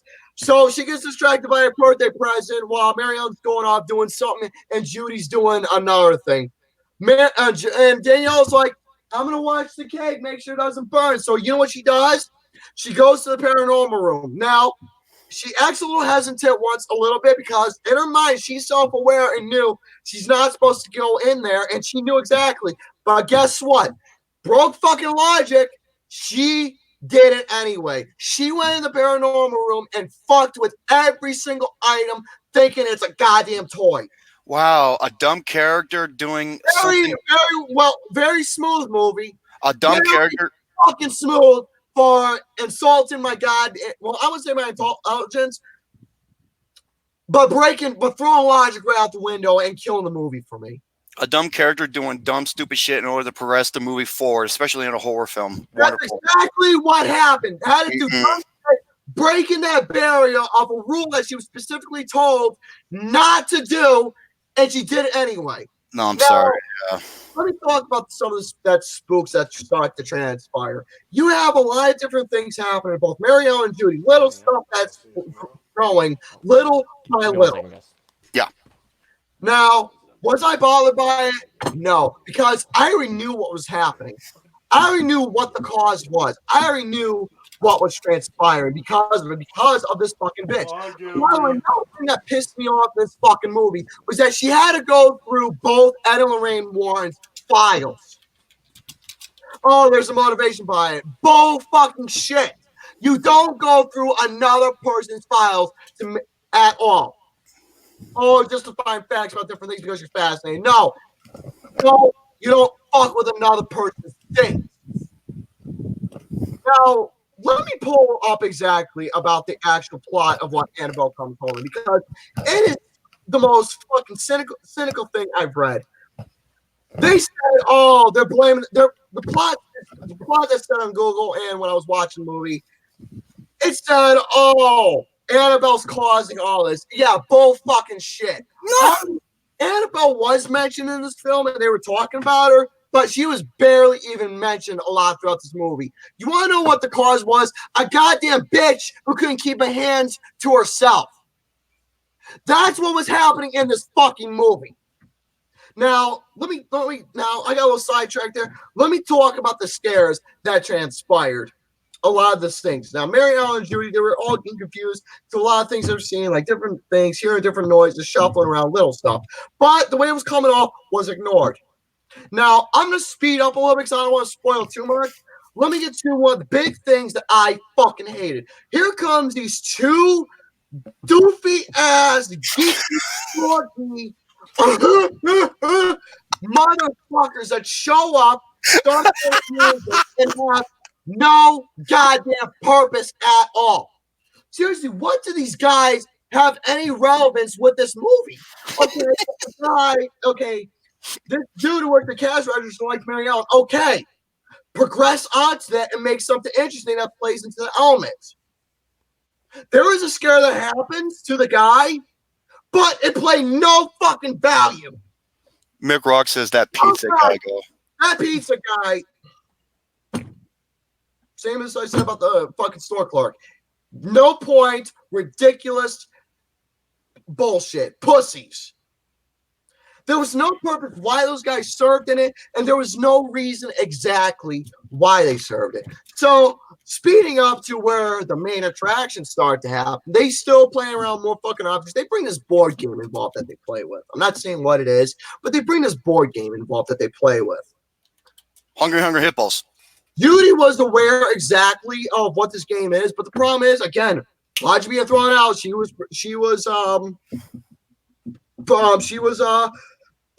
what's that word? Persuaded. She was persuaded to bring it in anyway and to play it.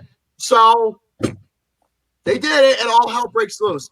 So to get to the main attraction, all the different varieties of spirits that were attached to all the items come out. All hell breaks loose. So the bitch openly admits it exactly. I caused all this because Mary Ellen and Judy, I will not lie, I somewhat, to a small extent, felt a little sympathy because they didn't know what was happening to them until the goddamn cunts admitted it. She admitted it that she did it. So obviously they had to pull some of the transpires in the film, a little exorcism saying in the name of the Father, the Holy Spirit, and You're probably saying that too when watching this bullshit, huh? By the power of God, I send you back to hell. I don't remember exactly what was said in the Conjuring, but I should, but I can't remember. So it was done in the most nonchalant way. So overall, get to a point. Oh, by the way, the two characters. Oh, by the way, once Patrick Wilson and Vera Farmiga came back on screen, the movie became tolerable again. So, get to a point. This movie fucking sucked. One of the main common sensible things. Excuse me, I don't have it. I have logic. I'm sorry, I don't have common sense. I have logic. So, anyways, the logic in any film is that when you have your logic, have your explanation, your reason to help back up and explain what's transpiring, you got to have all your reasons to explain of why things are happening in the movie. Because like I said, logic is the biggest thing that fucking happens, and you got to have your explanation. That's why I love The Martian so much. This film had the logic, but it was broken because of that fucking bitch. So from there, the movie became generic. It became lazy. It didn't even become scary. It became predictable up the fucking ass. Oh, I liked it. Yeah, well, guess what, folks? I like seeing logic in films, and I want to see the logic in a movie progress and help me not only obviously get entertained, but engaged with the story being progressed. One thing I fucking hate is where I see logic getting broken in a film, and it has to be purposely done just to help your movie progress. I find it so fucking lazy. It is. But lazy fucking writing. Stupid characters doing stupid shit to progress the movie forward. It's so fucking lazy in any movie. It's lazy. It's absolutely lazy and deplorable. That to me is insulting me as a viewer. Mm-hmm. That okay, so now I have to really watch this movie and take it serious because the logic that is supposed to be progressed in a film held back up of what's happening so it can not only make sense within the story alone, but get an understanding of what's transpiring. I don't like being forced to sit down and watch a movie where logic is being broke on deliberately just so you can progress in your movie. That's why I fucking hate the Purge films. Yeah, it's lazy, it's deplorable, and it's pathetic. Mm-hmm. So for the folks who liked it, nothing personal, but have fun watching it. Because okay, I don't understand what the purpose is that people saw was decent.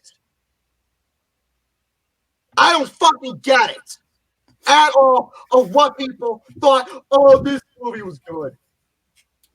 Again, nothing personal. It comes off that way, to be honest.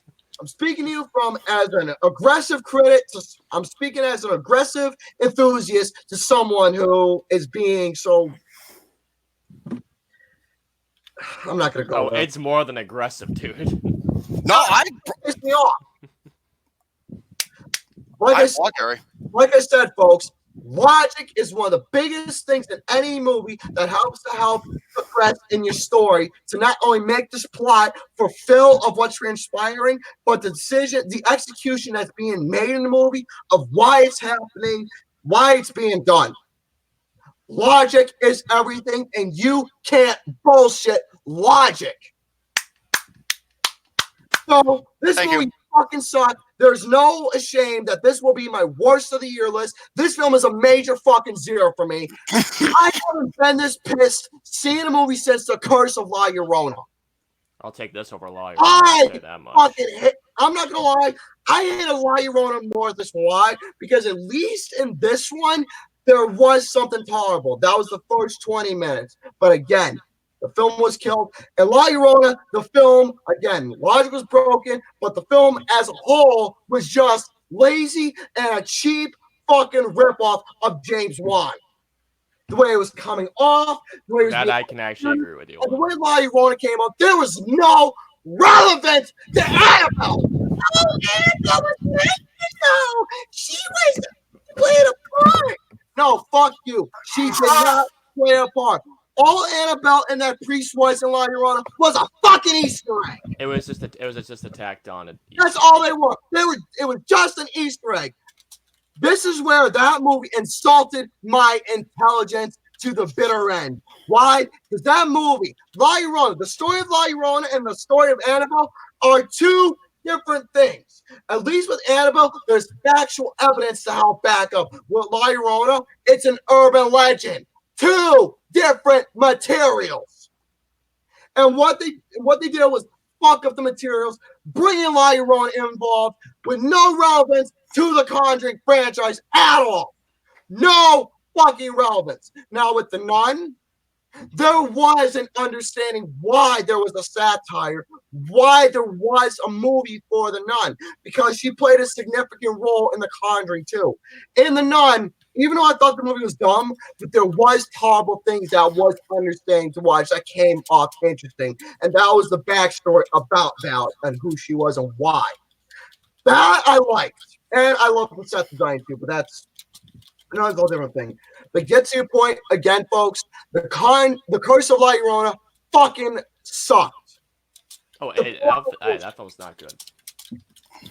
Now, the Annabelle, the only other thing I can't say what makes me hate this more than Curse of La Llorona because it has a part of why it's in the Conjuring franchise. There's a reason. But in terms of the progression of storytelling, it was absolutely fucking pathetic.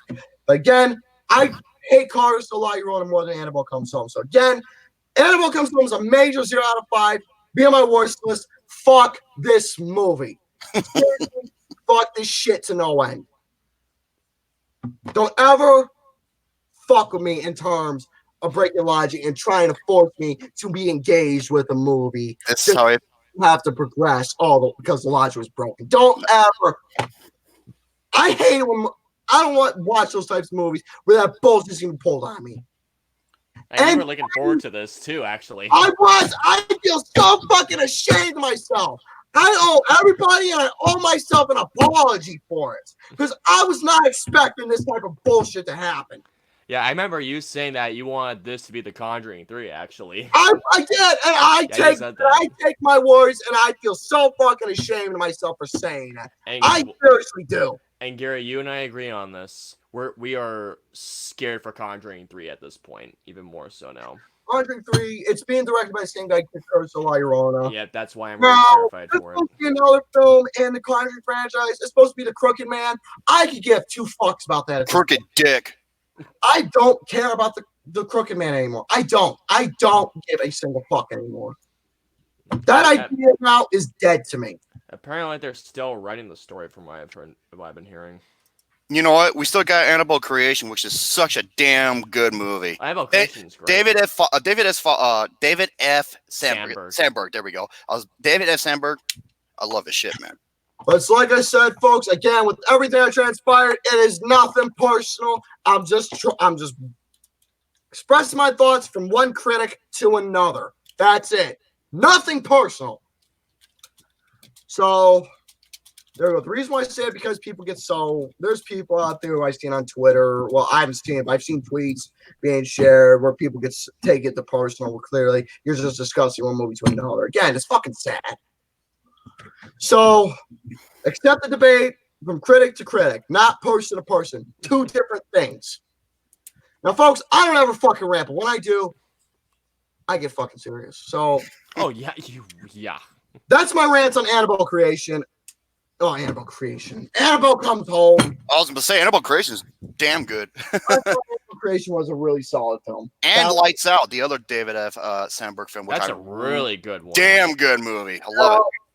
I do have a story I want to share, but I'll save that to the very end of the program. So, with that, I'm done. I'm done for the time being. Again, that story I'll probably won't have much time, so Okay. I'm done, folks. Okay, so Romy, would you like to go into our anticipated movies of the fall, or would you want to go into the Fanatic instead? Save the Fanatic for a little bit later on. Let's do the most and least anticipated of the fall, because I have a lot of catching up to do. So I don't have a least anticipated because it's like this. I mean, I feel like that most movies look good, but there are some I'm just thinking like, I could do without. I mean, what? like I'm not looking forward to Cats. I'll say that right now. I'm not looking forward to Super Intelligence. I'm not looking forward to Don't you pull that Chris Stuckman shit with me. I wasn't going to. I don't want to do a lease or the work because Why would I even pull that? Come on. I'm just fucking with you. No, it's not that I don't want to do it. It's just saying like I want to see my most displayed more than least displayed. That's why. That's more I like, to be honest. But okay, so you want me to do my honorable mentions because I do have a lot of those. For most. Okay. Okay, for most dissipated, for honorable mentions, Zombieland Double Tap. Not in my top 5, and this is really gonna shock people. Rise of Skywalker, Star Wars. Wow. Mm-hmm. Yeah. I do want to see it. I want to see the end of Skywalker Saga. I really do. But I don't know what it is. I just feel like that Star Wars has gotten a bit too much these days, if you ask me personally. But I do want to see The Mandalorian. Yeah, because there's too many of them, and what made Star Wars special is that they stick out because it was like an upcoming event, and you got to treat it like a special attraction. And I'm not gonna lie, Solo kind of ruined it for me, in all honesty. The Addams Family. Actually, that movie has promise. It really does. Ford versus Ferrari, which I've been hearing amazing things about. Same. IGN said otherwise, but you can't spell it without IGN. Here we go. Little Women. 1917. Oh! 1917. A Beautiful Day in the Neighborhood. It's a beautiful day. And then The Lighthouse. Oh boy. You folks are gonna love my least anticipated. I love The Witch. I've seen that movie 11 times. Fuck that movie. I love The Witch. Oh, okay. Hey, Jack Benner, how you doing, buddy? Okay, so at this point, you do your honorable mentions, right? Actually, keep going. Okay. Keep going. I'm still scrolling down, so I don't want to stall. Sure. Number 5, Jojo Rabbit. I'm so happy you have that on I there. love Taika Waititi as a director and a writer and as an actor. Ever since I heard he was making a film that was tackling an anti-hate satire where he plays Hitler. Adolf Hitler.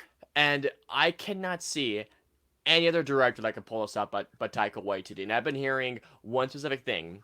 It's basically Taika Waititi mixed with Grand Budapest Hotel mixed with Mel Brooks. And that is an amazing combination. If you guys have seen Mel Brooks' satires back in the day, like Spaceballs, he was the best. Blazing Saddles, Young Frankenstein. The Producers is brilliant. That's another one, yeah. Yeah, Young Frankenstein's great. Actually, my dad showed me Young Frankenstein when I was a little kid. I couldn't stop laughing at it. Oh, it's fucking hilarious. Was it Igor? It's Igor. It's pronounced Igor. What happened to your hump? What hump? I love Mel Brooks. It's a shame that he hasn't made anything because I'd love to see Mel Brooks. But yeah, I'm looking forward to Jojo Rabbit. The reviews were at first 50%, but it's grown so much. Oh, it's grown a lot. Number 4. Oh, wait. Oh, sorry. You're gonna go through all of them just like that? I didn't know you want me to stop. I'll take a pause. You go ahead. putting the phone down. Here we go. Honorable mentions. Shaun the Sheep movie, Farmageddon. I still haven't seen the first Shaun the Sheep. Oh, first one's a masterpiece. It was on my top 5. Robin Hood Men in Tights. Yes, that's all. Oh, I forgot Robin and Men in Tights. Robin Man in Tights. Yes. Zombieland Double Tap. A beautiful day in fun. A beautiful day in our neighborhood. The Irishman. I forgot The Irishman. God damn it. But the runtime has me worried. 3.5 hours. Yeah. And the last time Martin Scorsese made a 3-hour movie, I fucking hated it. Silence. I like Silence. Be quiet. Hey, I have to say it. Shut the fuck up. The Addams Family. It looks so good. 1917 and Ford versus Ferrari. Yes. Number 5. Mike the motherfucking Man Flanagan. That's way higher on my list. Dr. Sleep. I saw that teaser again before I saw it, because I saw chapter 2 again last night because Sarah wanted to see it. You got to see the trailer. It's even better. Dude, oh no, I'm avoiding that trailer. But all I know is that the sound of that trailer gave me goosebumps. I'm so hyped for it. The audio and especially the visual aspect looks magnificent. Yeah, that's why. Because I mean, I don't mind hearing audio, but if I hear visuals, I don't want to see visuals. It's kind of weird. Wait, can you hear the fan blowing this? Yes. God damn it! I'm so hot. The recent trailer is magnificent. The teaser is brilliant alone. Ewan McGregor looks the part. I cannot wait to see what they're going to do with this. My number 5 is Dr. Sleep. Mike the motherfucking Man Flanagan is the best horror director working today, bar none. He is the master of horror. He has never made a bad movie. And even his weakest film before our week is still good. I liked it a lot. Number 4 for me, Knives Out. The Rian Johnson film. Rian Johnson's latest murder mystery. This movie not only has a killer cast, it looks entertaining, and every reaction I've heard from the Toronto International Film Festival is saying it's not only the most entertaining film of the year, but it's one of the best screenplays of the year. I'm gonna take this time to say I love The Last Jedi. I really liked it too. It's in my top 3 Star Wars films. Rian Johnson has made some amazing movies. I did see Brothers Bloom, but if you guys have seen Breaking Bad, he's directed some of the best Breaking Bad episodes of all time. It looks amazing, and apparently this film, I've been hearing, stay away from Twitter when the movie just comes out in general because there are so many twists and turns. I love a great whodunit thriller, and every cast member says that Rian Johnson's script was so sharp. So I'm looking sharp like a knife, huh? Anyways. Oh, for fuck's sakes! Gary usually makes those. Yeah, I know. Right? But I can't wait to see Knives Out. It looks amazing. Wait, who was it? Rian Johnson's. I disagree with that. Rian Johnson's far from a hack. I was saying Eli Roth is a hack. That's the definition of a hack. He is absolutely. I'm looking forward to Knives Out so much. I cannot wait. I've seen that trailer so many damn times, and the music in that trailer is awesome. But yeah, number 4, Knives Out. Bring it on. I agree, C.A. Cougar. Harry Asshole's a hack. I loved Hereditary. Well, good for you. Suck my nuts. I didn't love Midsommar as much. M. Night Shyamalan is a total hack. Yes. My number 4. Hey, Gear Bear. Oh. What happened to Gear Bear? I don't know. My number 4, Jojo Rabbit. I cannot wait for Jojo Rabbit. Dude, every time I see fucking Taika Waititi as Adolf Hitler, I'm laughing. They used to say a lot of mean things like, "Oh, this guy is a maniac. He's gonna get us killed." I was laughing so hard at that the first time I saw it. And Mick Rogg, okay, you and Count Victor, quit saying me fucking pickles. No pickles. Lars von Trier, I agree with that. Oh, Lars von Trier is a piece of shit, despicable human being. Mm-hmm. Oh yeah, Jojo Rabbit.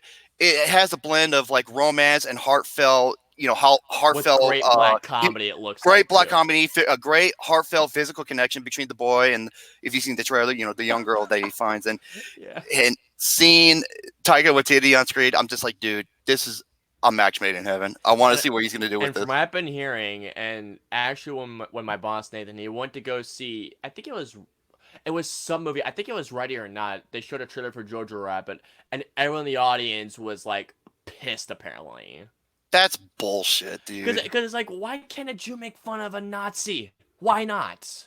Like, people are just, I'm sorry. Fucking people Mel are, Brooks has done it for years. Yeah, I'm just gonna say this right now. People are too damn sensitive these days. I told you, PC, SJWs. They're killing and comedy. It's killing comedy. Yeah, Like, I and mean, by the way, that's I'm why gonna say this right now. comedians, they don't go to colleges anymore. Watch Dave Chappelle's stand-up special Sticks and Stones. Oh, I It's applaud you, Dave hysterical. Chappelle. I It's applaud you, Dave hysterical. Chappelle. I love that special so much. And Sarah watched it. She couldn't stop laughing. Okay, number 3 for me, Frozen 2. I love the original Frozen so much. To anyone that says it's over because it's popular, shut up. The film looks amazing. It looks darker than the original film. It's a great backstory. Not just that, and apparently Idina Menzel has a new song for this movie. Mm-hmm. I don't know how it's. I don't think. I mean, as I love Let It Go, and I love Don't You Want to Build a Snowman. Actually, as much as Let It Go. I actually like that one probably more maybe, but who knows? Yeah. But I am really excited to hear what her new song is for this movie. I love the original so much. It's one of my favorite Disney films of this decade, easily. I've been waiting for a Frozen 2 for the longest time. I want to see this movie already. I've been avoiding every new bit of footage that I possibly can because I want to go into this movie as blind as I possibly can. But I know yeah. LukeNukem would be happy to hear you say that. I love Frozen. I love Frozen. I love it too. Yeah. Let it go. Let it go. Frozen 2. Come on. That's my number 3. Oh, Olaf. Oh, Olaf is He had me awesome. fucking laughing my ass off. Oh, look! I've been impaled! I laughed so hard when I heard that. My number 3, Austin. Skywalker? Yes. I want to see it, don't get me wrong, but it's just... I'm not as excited for it as I am for The Mandalorian. I don't know what it is. The Mandalorian is not a movie! I know, but it's still Star Wars. It's not a movie! I know. I want to see it still. It looks great. Don't get me wrong. I'll be excited to see it when I get a notification for it or anything. I'm not actually, Hunter. I'm not looking forward to Gemini Man. I just okay. I've been hearing great things about it. But then again, amazing things Ang about Lee it. is a mixed bag. I love Life of Pi, but when it comes to Hulk, hell no. No, we don't fucking talk about No, Ang Lee's Hulk Hulk. is terrible. Oh my god. Yeah, The Rise of Skywalker, the final movie, and J.J. Abrams is one of my favorite filmmakers of all time. He's never made a bad movie. I agree. I like Super 8 a lot. The motherfucker brought back. He's like a defibrillator for films. Okay, He brought back Star Trek and Star Wars. Trek, Star Wars, and Mission Impossible. That's so true. Yes, and look, and ever since he got involved in Mission Impossible, it's only gotten better and better and better ever. And Mission Impossible 3 to me has the best villain. I think that and Fallout have the best villains, but it was played by Philip Seymour Hoffman. Correct. No, I The motherfucker brought back 3 goddamn film franchises. Yeah. I understand that. But if you guys heard in the background, my dad's watching TV outside. I don't so hear anything. Don't mind that. Okay. So that's my number. Wait, he did Brokeback Mountain. Brokeback Mountain I find kind of overrated. Crouching Hidden Dragon's awesome. Life of Pi, minus the first 30 minutes, it is an adventure. That first half an hour is so. Oh my god. It was boring, but I saw this in IMAX 3D. Once the ship sunk, from that point to the very end, it was an adventure of a lifetime. I will say this: if you got the chance to see that movie in 3D, it's an experience in 3D. I saw it in IMAX 3D. It's one of the best. Some of the best. So jealous. Yeah. Dude, I never got the chance to see it in IMAX. My screening was only in 3D, but the 3D was brilliant for it. It looked amazing. All right, my number 2. Red Rum. That feeling will be your number 2, Dr. Dude, you know how much I love Mike Flanagan as a director. I do too. I love him. Ever since I saw Oculus, this man has been on my radar ever since. Thank you. Yeah, WWE must be sucking his balls because he made the first good WWE film. Oculus, Before I Wake, Gerald's Game, Hush, Before I Wake, Haunting of Hill House on Netflix. Which I heard was an amazing series. Dude, you need to watch it. You said Before I Wake twice. Did I? Yep. Well, shit. But anyways, Mike Flanagan has not made a single bad movie in his career to me.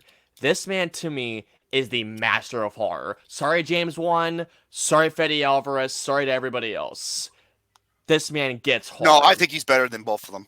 Oh, as I do it. He gets the psychological aspect. He gets the scares. He gets the characters. He gets everything perfectly. And when I heard that he was making a sequel to The Shining, I said, no one else can Hell do it but yes. him. Only him can make it. Yeah, I mean, I'm sorry, James. One, I love you as a director when it comes to horror genre, but this He guy has his doesn't. beat. His vision does not suit it. Oh, I forgot. Oh, I almost forgot this. Ouija Origins of Evil, a brilliant prequel. A Brilliant movie that he made a damn good prequel, and it leads up perfectly to a god awful original film. That was my only issue with that film, was that it goes to the first movie. That's it. One word, basement. Yes. I saw that. I'm just like, oh. I was like, no, no. When I saw that, terrified the fuck out of me. when I saw Little Wilson go like, I was like, oh my god, oh my god. Terrifying, dude. Not to mention, Ouija Origins of Evil is one of the funniest jump scares I've seen in recent memory too. When I saw that little girl behind him, I was screaming to that guy. I was like, run, you little bitch! Dude. Oh god. Oh, I was about to say, Mike Flanagan, he gets horror better than any other director out there. He really does. And I'll let you go on for this one. Well, I was just gonna say, the little girl. If you folks are playing that game Black Rose, yeah, you'll get an idea. Oh my god! I ain't playing that shit. It's scary as can be. But when I first heard that he was making a sequel to The Shining, everyone was saying no. I was saying I would be with you guys if it was not for Mike Flanagan directing it. But, yeah. Bring on this movie. I am dying to see it. I want to go back to experience the Overlook once again with Flanagan directing this thing. And from what apparently from that teaser trailer, besides the elevator blood sequence, Mike Flanagan recreated every shot from the original film, which is amazing. But yeah, give me Dr. Sleep #2. There's no Lars von Trier. He doesn't use stock footage because unlike the motherfucking man, he's not lazy. He's not a lazy fat prick like you are. Yeah. By the way, Romy, watch Haunting of Hill House. It's incredible. I'm gonna actually rewatch before Dr. Sleep. My #2.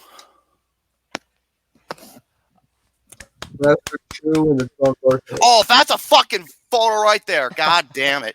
My #2 is Joker. God, I can't wait for this movie. Todd Phillips doing this movie. Who would have fucking thought? Yeah. Because he's known for doing comedies and types of shit, you know. Well, he did that movie with Keep talking, I'll be right back. What's his name from Superbad? God damn it, I'm so bad. Alpha? Was it called Alpha? I forgot. I think it's called Alpha. Be right back. Oh, War Dogs. I'm sorry. Okay, War Dogs. Joker is pretty much a representation of what if the Joker did have a backstory. Just what if, and what would it be like? And this is why I'm intrigued. I cannot wait to see what this movie has to offer. I cannot wait to see Joaquin Phoenix's performance and just see the Joker become who, you know, just like a vision of what the Joker, who he can be within like the harsh streets with that Taxi Driver feel to it. So that is my #2 is Joker. #1. All right, that's a fucking photo right there. I'm taking that too. I love the Joker. He's my favorite villain of all time in every sense of the medium. Video games, movies, TV, everything. For me, no villain is as great as the Joker is. So when I found out they were Dr. Hannibal Lecter? He's in my top 5 as well. Top 3 actually. He's a hell of a villain.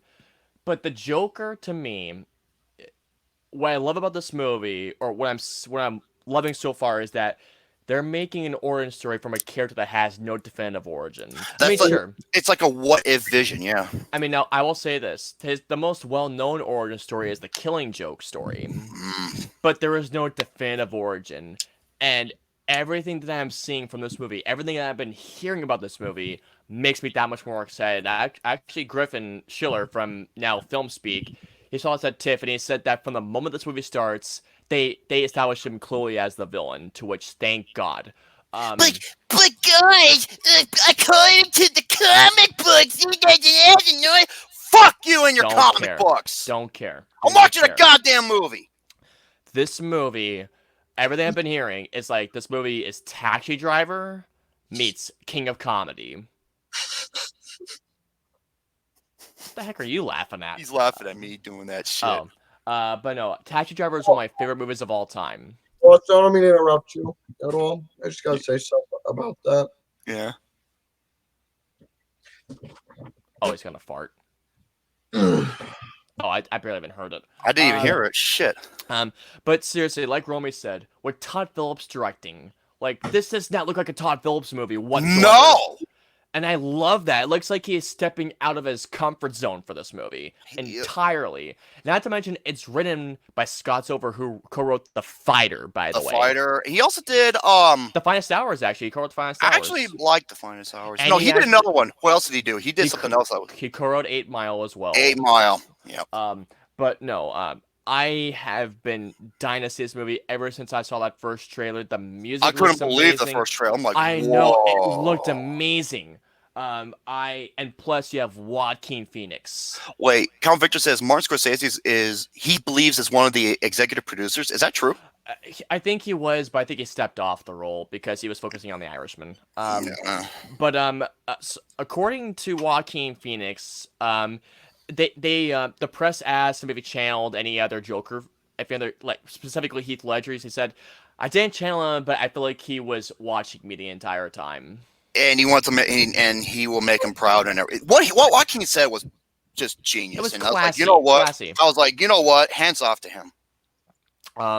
But no, I'm looking forward to this what if scenario. I'm looking forward to seeing a character rising to become, to me, the greatest villain of all time. I've heard it's dark, disturbing, I heard there's a lot of bad violent, shit that happens in this movie. But you know what?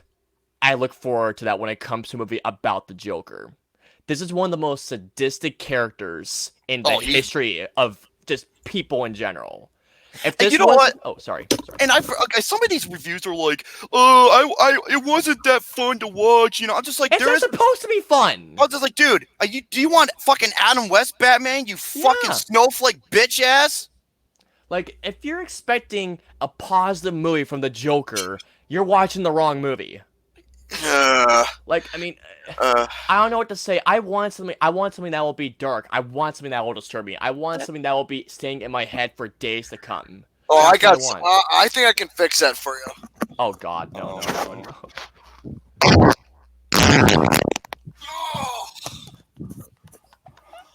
I think I'd fix that for you.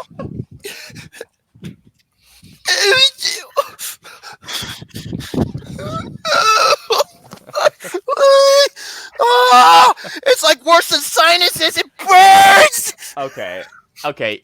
I'll say this, Mick Rock, you're watching it wrong. Well, here's the thing. If you're going into a movie about the Joker expecting a happy movie, you're not gonna get that from a character that's so sadistic. I was gonna say it's like you're watching. That's like you're going into watching Black Swan and you're expecting sunshine and rainbows. Exactly, and plus, from what I've been hearing as well, is that this is a movie that will it's essentially a movie that puts a mirror onto our society of today, to which I want to see that as well. So it's like, okay, I get that. And not to mention, this film won the Golden Lion at the Venice Film Festival, which That means is it's going to be a huge Oscar contender. If Joker comes out as a Best Picture nominee, I'm going to be so happy. I haven't seen the movie yet, but yes, I want to see this damn movie already. I have a feeling it's going to be your new number one. Trust me, I know you. Well, we'll see when it comes to Endgame. I don't know. I know you. It's going to be. Or if you watch The House that Jack built, expecting the Care Bears movie. Well, Except that's not a movie. That's torture. It's a torture porn against I'm gonna say women. This. Let's just say if this does top Endgame for me. Let's just say if it does. It's not. Will you guys be upset if it does for me, at least? No, I won't be upset. I'm just saying Dude, I had fucking what is it? Everyone predicted I would choose Ready Player One over Infinity War. You did. As an example. And I chose Ready Player One over Infinity War. So there you go. So did I. So if Joker over Endgame, honestly, I won't be surprised, and I won't complain. But to end my little gushing, I'm gonna end with a quote. Let's put a smile on that face, Joker. No, you're Bring ugly. This damn movie. You made the baby upset, Gary. Good. Welcome to my world. Bad Joker #1. Just give me this damn. You know movie. what? I would tell Austin why. He'd probably be better off as Two-Face, but yeah, that wouldn't be wrong. But hold on, that would be wrong either because if I keep calling him Two-Face, why would you wear that one right now? And also, I should probably show Oh this. my god, that went over your head. Oh no, I did. It did not. I just want to show this right now. This is my wallpaper for my phone. Yeah. I want that damn movie right now. Okay, my #1. Ooh boy, I can't.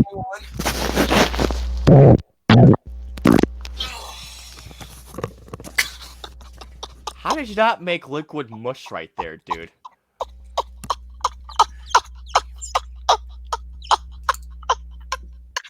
You made a chunky. I made a chunky chocolate bar there, so there you go.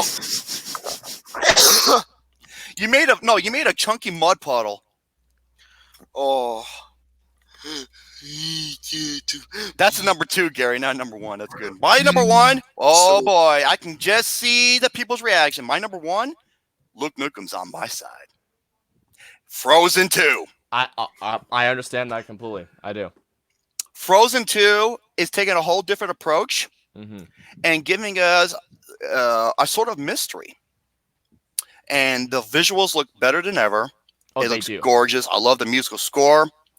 And Elsa is going to explore more into her side and what makes her her. That's what I like about it. And as for what it could be, that's what makes it more intriguing. So that is my #1. I just say that just means she likes what I like. Well, didn't they say that they were going to make her like the first? Yeah. Oh, this is what I'm going to say. Hold on a minute. God damn, you fucking asshole! That scared me, Jesus. Oh god damn, that's one of the worst ones. Oh you asshole sucking cock nobbling fucking shitty mud pie. Isn't Elsa a lesbian? Well, all I'm gonna say is this about this. If they can make it work and not, you know what? Here, Mick Rock. Here, Mick Rock. You know what? Here. Oh, here. God. You want a present? Here.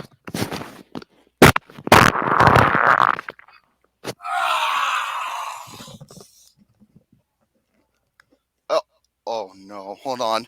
I'm checking my britches. Hold on. I like it. Hold on. Hold on. Let me check. Oh shit! Hold on. Let me check to see. Dude, if you did, it sounded like you did. No. Okay. I'm good. Oh my god! I swear to God! I thought Huh? What the? Oh my Dude, god! Wait, I what saw the happened? fart that you should have heard the fart that Jerome just did. I thought Oh I my created a God. fucking Hershey mudslide. Wait, what? You mean something like this?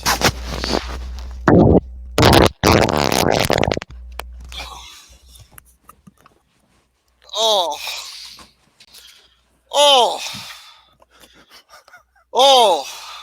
What the fuck? Sorry, I just got back from Taco Bell. Oh Jesus, Taco Bell. Oh. Folks, I don't ever feed me barbecue chicken fingers. You'll end up. What? We could top that. I don't think I can't top Gary in farts. Are you kidding me? That's like a BB gun go up against an AA-12 shotgun. No. What the? Oof. What? Guys? Oh, Romy's fart was better. No, it wasn't. wrong with you? Gary's fart was better.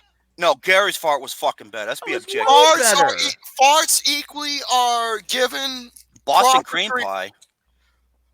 Farts are given the exact same proper treatment as it is treating people. Oh my God. Oh no.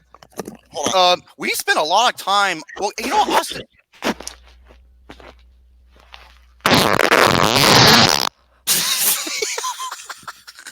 That was my bad. I apologize for going on about Joker. That was my bad. And I'm sorry, guys, about that. I am. Well, that's why I always make mine so.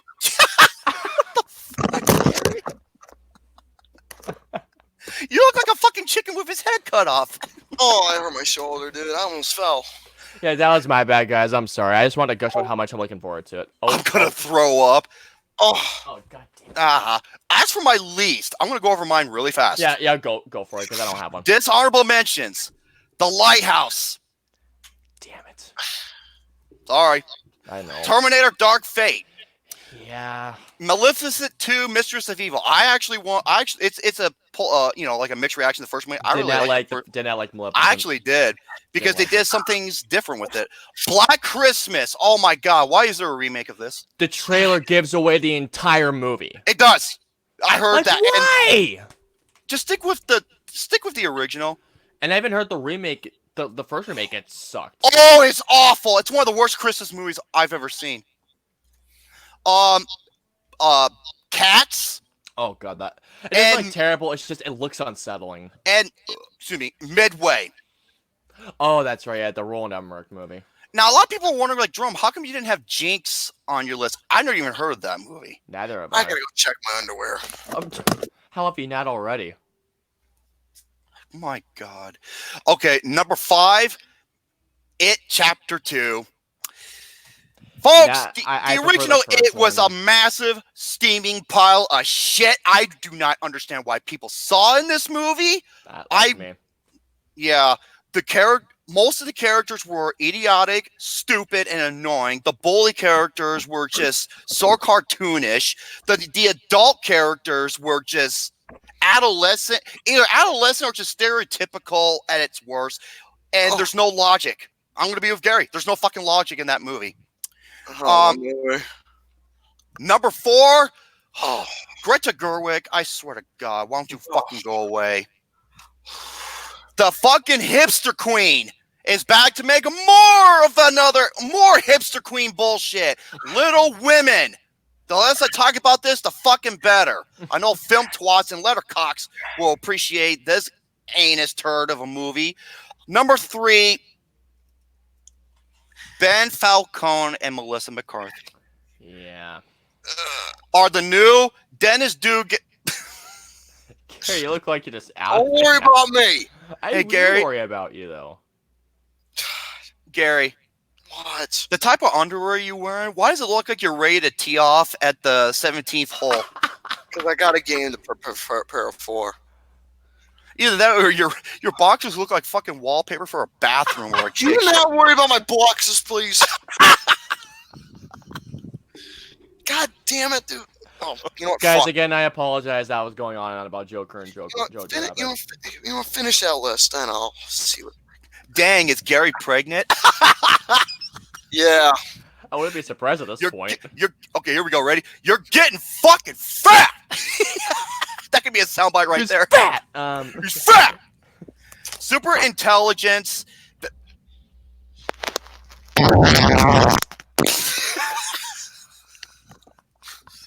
That sounds like a roller coaster on a zipper. Oh. Number 3, super intelligence. This is the next Dennis douchebag and cancer duel. It is. Number 2, Andy Fuckman's back. Oh, that looks terrible. Playing with fire. Oh my god. From the guy who gave us the game plan, Race Witch Mountain, You Again, and Paul Blart Mall Cop 2. Oh no.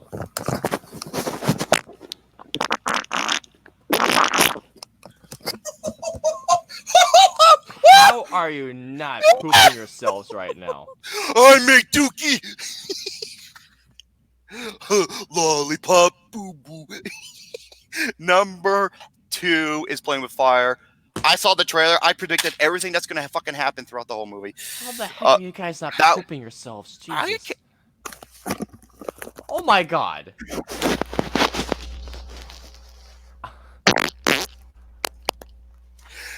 Gary, you're like a fucking tube of toothpaste. Don't squish it out. Squeeze it out. I don't eat Taco Bell. Number 1, Charlie's Angels. Yeah, that looks terrible. Oh my god. Fucking feminazi bullshit at its finest. And you have filmmaker. Oh my god. Elizabeth, you are a really good actress, but my god, you are absolute fucking ass when it comes to making movies. So yeah, that's my least. the hell are you doing, Gary? Gary, what's wrong? What's wrong? Did your water break? Gary, what are you doing? What was he doing? He's really got the bubblies, it seems. Oh, I saw the bathroom door light. What the fudge? Wait, is a good host? No, she's horrible. She's an awful director. She's awful.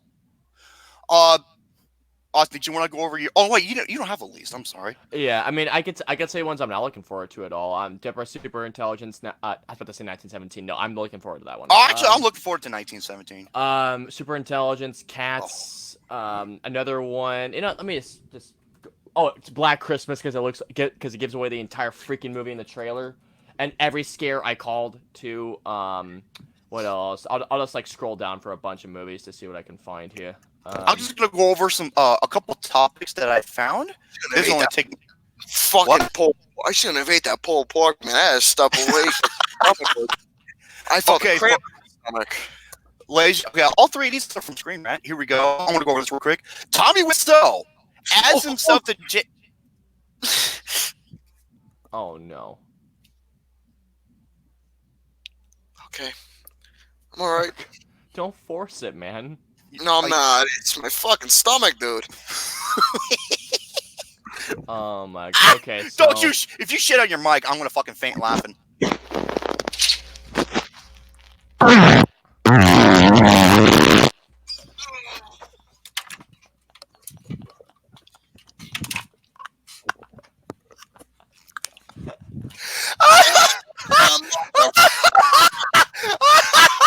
Holy fuck! Where's that pulled pork, man? Jesus! Where's that pulled pork?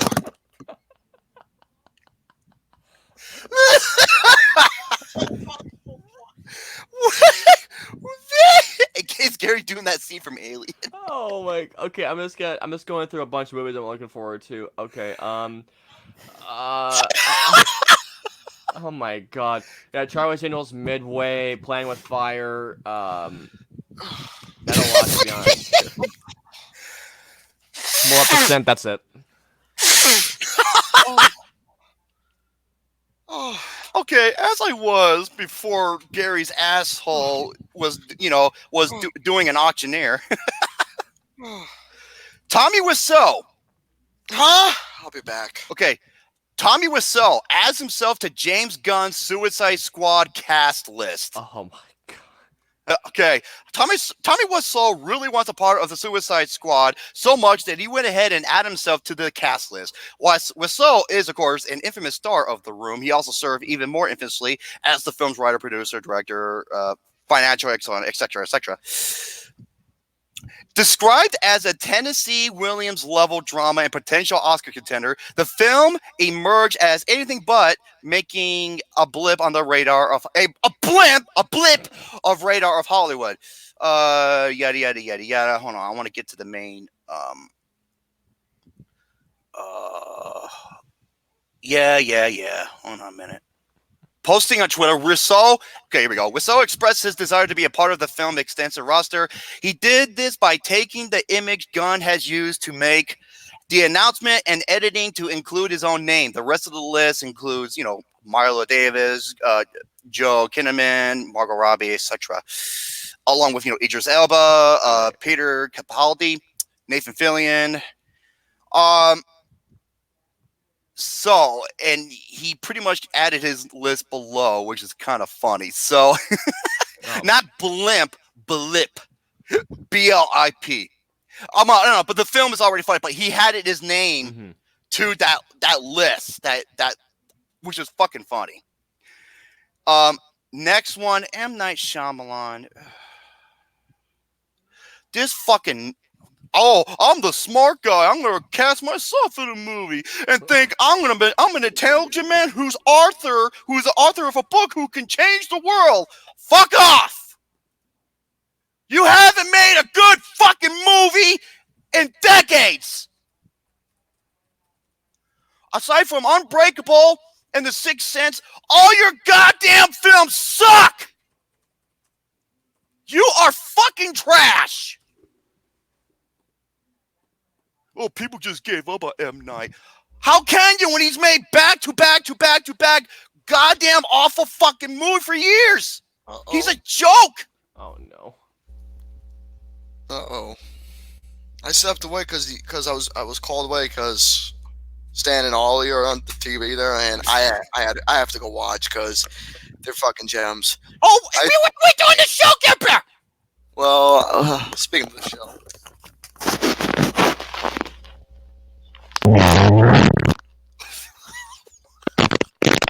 Oh my God! No more fucking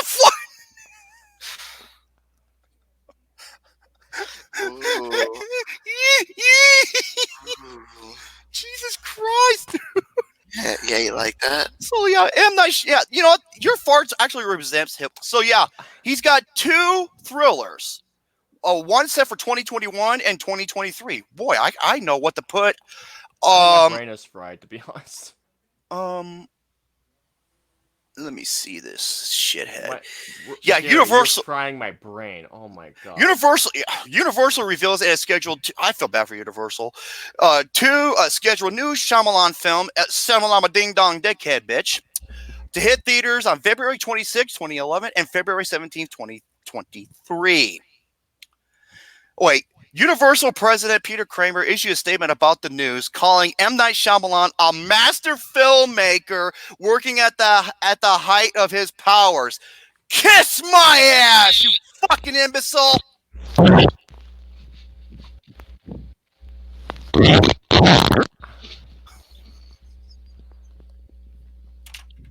That was a burst fire.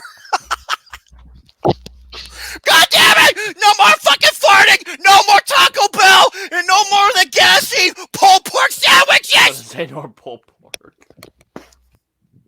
No more fucking barbecue chicken fingers! Oh, why are you smelling that? Gonna hope it fucking stinks! That was a forest fire. Yeah, not even Smokey the Bear could put that shit out. Fucking hell! So yeah, fuck M. Night Shyamalan and motherfuck Peter Kramer. Yeah, a masturbator filmmaker, piece of shit, more like it. All right, last one. You're not going to believe this, folks. You ready? Warner Brothers blames the Goldfinch box office bomb on the audience. Didn't look that great. How fucking pity. Warner Brothers blames audiences for the Goldfinch bombing at the box office. Well, it had It Chapter 2 and a couple other movies coming out. A number of new releases, including anticipated sequels, yada, yada, yada. The Goldfinch only earned a dreadful $2.6 million domestically in its opening weekend. That's bad. Oh, to me, the worst M. Night Shyamalan movie, The Happening. I agree, Happening. Based on the Pulitzer Prize, yeah, Warner Brothers had much higher hopes for the Goldfinch. Early on, some believe it might have the potential to be an Oscar contender. It had Oscar bait written all over that fucking movie. A lot of films released in September, they're not really. I mean, it's right before the Oscar season starts. It's almost like a new January in a sense. Sort of. Watch. Here comes all these traditional film critics, right? Who most of their top 10 list is going to prize films that come out within a 2-3 month span, even though there was 9 months right before that. Yeah, I won't be surprised one bit. Fucking bias. Yeah. So kudos to Warner Brothers for showing how much of an asshole face you really are, you fucking clown. Yeah, it's one of the year's biggest flops, and they literally blamed it on the fucking audience. How about kiss my ass? It's not their fault they weren't interested in your fucking Oscar bait horse shit. Now, I wanted to play a game, but I got Austin here, so we'll see what happens. I'm going to go over this real quick. What time we have here?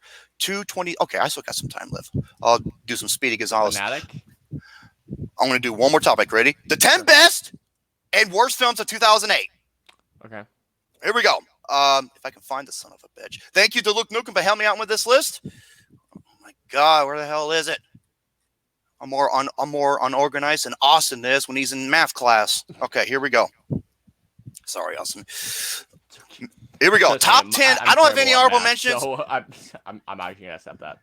Here we go. Wait, hypocritical mode? Yeah, I'm no shit. Number 10, Tropic Thunder. I love Tropic Thunder.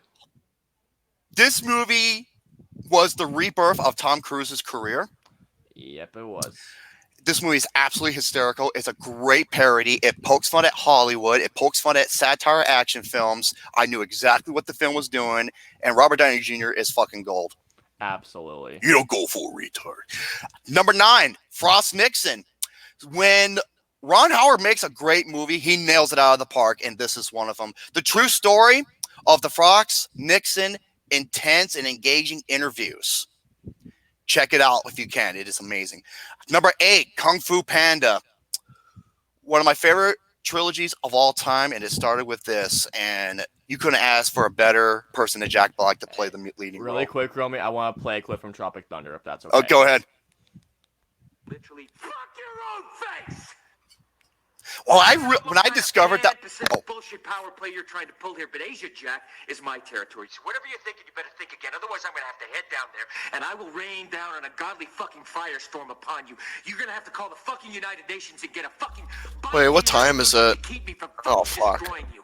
I am talking scorched earth, motherfucker. I will massacre you. I will fuck you up. Okay, there we go. I love that scene. And I couldn't believe that was Tom Cruise when I first saw the movie. I posted before Infinity War came out, and I said it in the caption. I imagine this is what Thanos would really say to the Avengers before he comes down. But yeah, 8, Kung Fu Panda, love it. Number 7, this is an amazing documentary. My mom and I saw it together. It was so good that it was so good that they had to make a live action movie out of it, and it was just as good. Man on Wire. Oh, okay. The true story of the French tightroper who walked between the World Trade Center. Yeah, it's the one that The Walk did. I remember. Yes, this is the documentary. Amazing. Number 6, Mark Madonna. You are a master.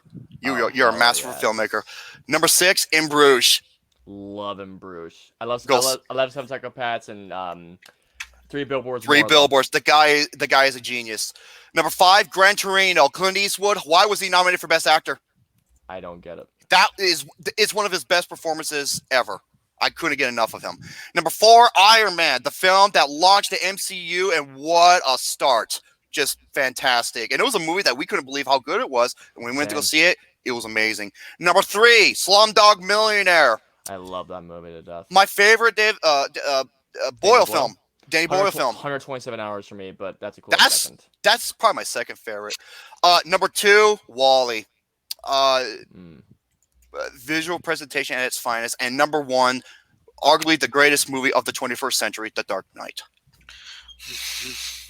Top 10 worst of 2018. Here we go. Number 10, Max Payne. 2018. 2008. I'll write that one down. Right, yeah, I was gonna say write that one down. Number 10, Max Payne. Terrible movie. Fucking hell. Number 9, Twilight. I will say it's one of the better films of that series, but that's bad. But that's not saying much. I was about to say. Eclipse is the best out of all of them, though, if I have to be honest.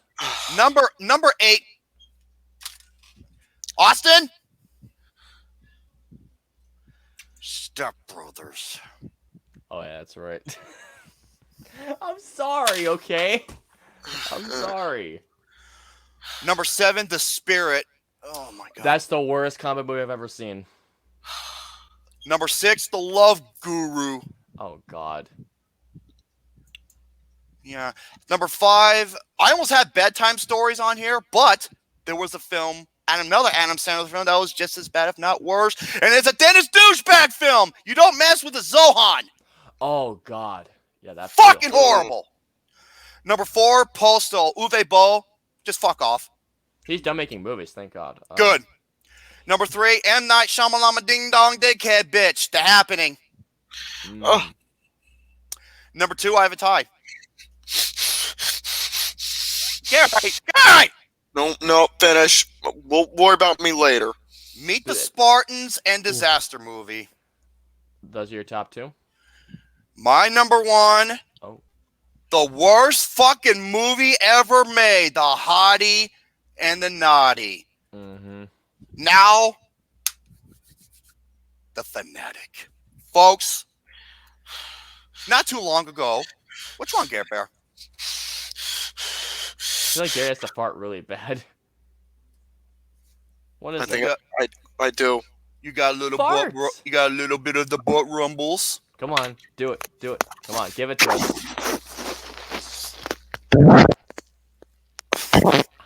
That sounded like a shit tidal wave. I really did. Folks, the other day I heard this originally from Jared Ross about this movie, The Fanatic, as well as some other folks from like Ryan O'Toole and many other from his side. Mm-hmm. And they're saying this is the next so bad it's good. So I'm just like, and the movie has a very, very small release, but it only made $3,000 to $3,100, making it John Travolta's worst box office film of all time. So it's about a guy who's somewhat mentally challenged, a form of autism, but an overall just huge fan of this movie star. And when he hears the story about him being at this bookstore signing autographs, he wants to get an autograph more than anything. But when he doesn't get it, I'll just leave it at that and let you watch it from there. Yep. Folks, what The Room did in the 2000s, The Fanatic did in the 2010s. This movie is a fucking masterpiece of just unintentional hilarious. I don't think I have laughed this goddamn hard at a movie in a long while. Go ahead, Austin. I'll let you speak. This movie is a fucking gold mine. I was originally probably not going to see this, but I thought, you know what? I've got nothing else to do. I'm so happy I watched it. This movie, from the very first start, when you see John Travolta's when you hear him say, I can't be here too long, I gotta poo. That's his first line. First line. I gotta poo too. To the scene where he I don't want to spoil. Don't spoil it. Remember, you want to go in blind because what I love about this movie is I'm watching this, I'm thinking, oh my god, I cannot wait to see what the fuck is going to happen next. All I'm going to say is there's a particular fight scene near the end that had me in tears. Wait, near the end of the movie? Or at the end of the movie. It's in the third act. I was thinking of the sequence with the maid. Well, that too. Okay.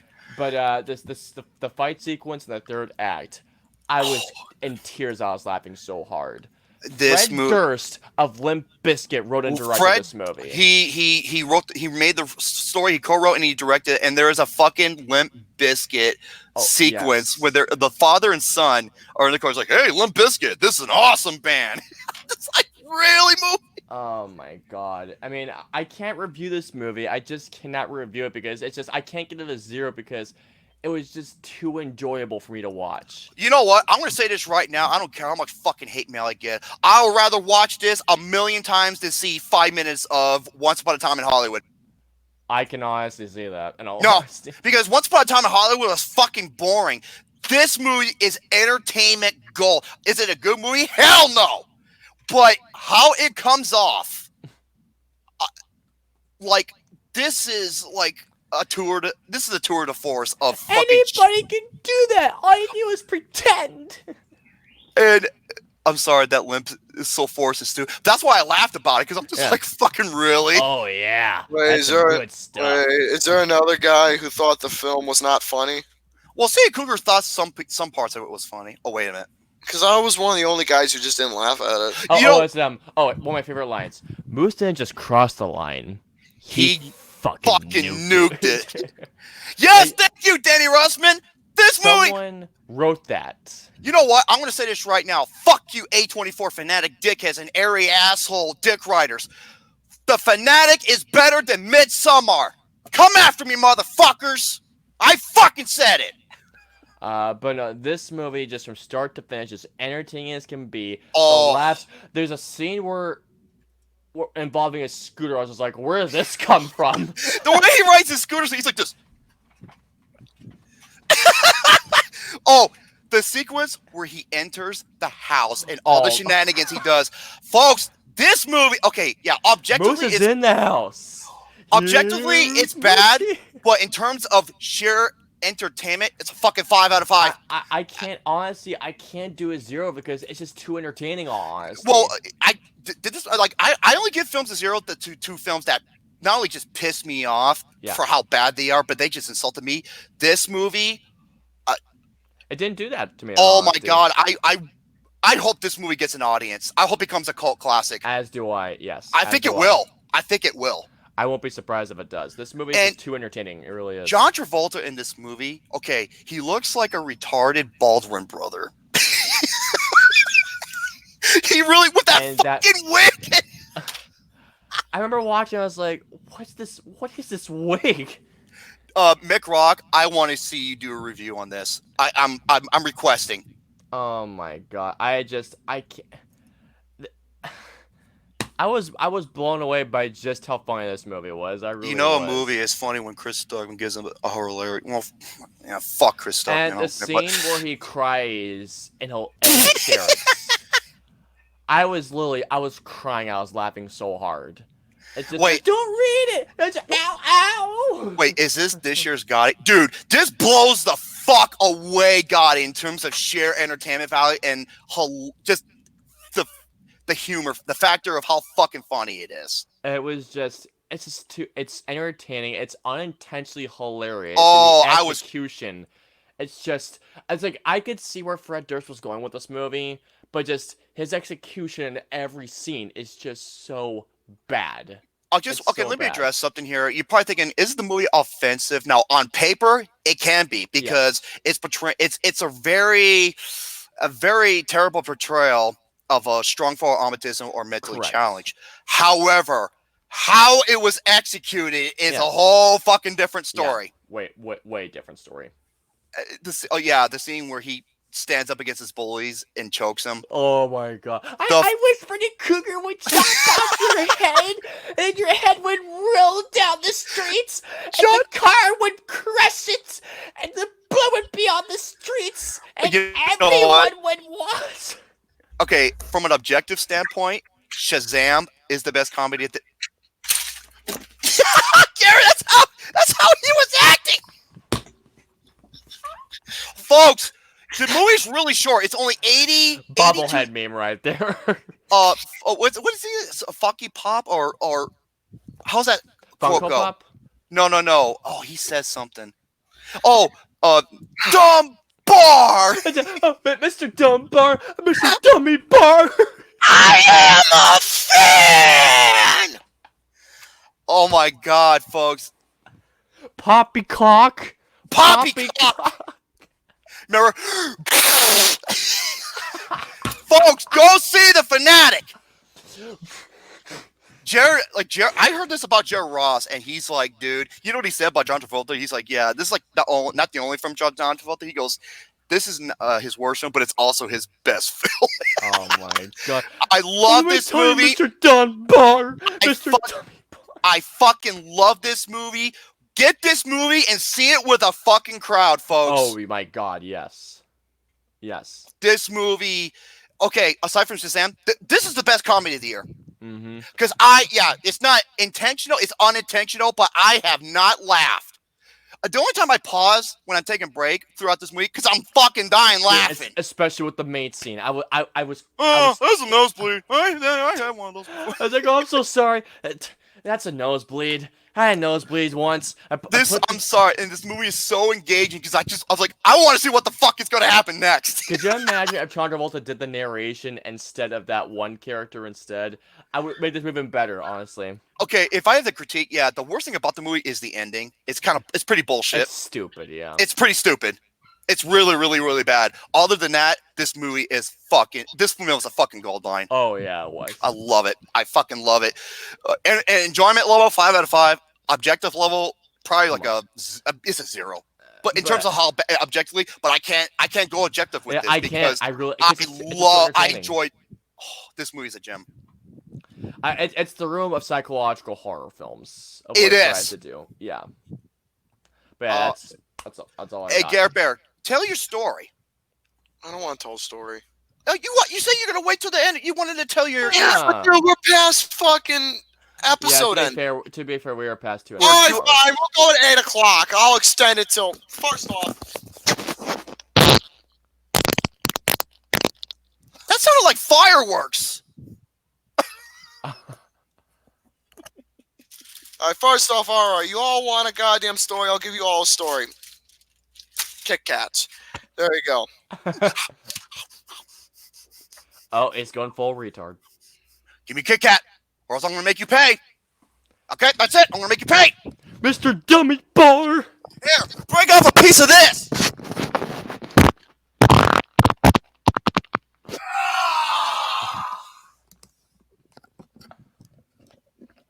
Hold on, I'm checking again. Oh, let me check my britches. I have no idea now at this point. Okay. Dry as a desert sand. Okay.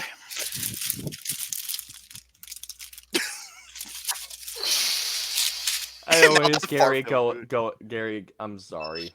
All right, story time. Now, before we conclude our episode, I want a story I want to share with you all. Now, earlier today, before I laid down for a little while, because I was fucking tired today, and I haven't feeling that great. So, I was sleeping earlier, and I woke up kind of late. Yeah. Anyways, while I was, before I laid down, I was watching some videos about this company that I used to work for. I'm going to say the name of it. Vector Marketing is what it's called. Interesting. Vector Marketing is a company that shares a culture set called Cutco Knives, which is a set I do own and I am proud to own as well. My brother he sold us a set. He used to work for the company, but he lasted a lot longer than I did. But he was there for a week. I only lasted 3 fucking days. There's a reason for it. Continue. Okay, so folks, let me tell you all the full entire experience of what happened. So at my normal job, which I'm going to remain nameless because it's my personal job. So at my normal job, I mean, I have a tendency where I have some bad days here and there. And I tend to get pissed off with people, whatever. And there was just a time where it was just bad day after another bad day after a bad day, and it was going pretty bad. And I was like, you know what? I'm going to probably find myself another job. So I ended up getting a recommendation of a job from I'm going to say now former buddy, because he was never a friend. So I'm going to say this old buddy, he gave me this job that he told me, hey, Gary, I got this job here that you can be a sales rep here. And if you do this job, you'll be good at it. You'll be a good sales rep. You'll make money and all that other stuff. So I was like, okay, I'll be open-minded and I'll see what it's all about. So I went into town. I went to Vector and I met the guy and they were doing open interviews. So the thing is, I submitted an application. They asked me, name, number, all that other shit, and reasons why I want to do my job. So not even 5 minutes, about literally 3 minutes later, I got a phone call. Oh God. I was thinking, okay, well, that was quick. And they asked me to come into an interview on this specific location. So I went in for the interview. There was another gentleman sitting there. The thing is, the way he came off, he didn't come off as that type of guy who'd be entrepreneur. Neither did I. I only went in because I felt like at my normal job, I wasn't getting recognition. I thought, okay, I'll get recognition at this particular job. So they were like, okay, so from the way you're coming off, the way you're looking, you have the potentials of becoming a good entrepreneur or a good sales rep. You're hired. So I was like, okay, sweet. I got the job, all the paperwork, I got everything. So I went in for training that next day. This is where the downfall started to come into play. 2 days worth of training was unpaid. Oh. I was getting unpaid, and plus the pay was I was going to make $17 an hour. That is damn good fucking money. Yeah, no kidding. Keep that in mind when I say $17 an hour. I'll get to that. There has to be a catch.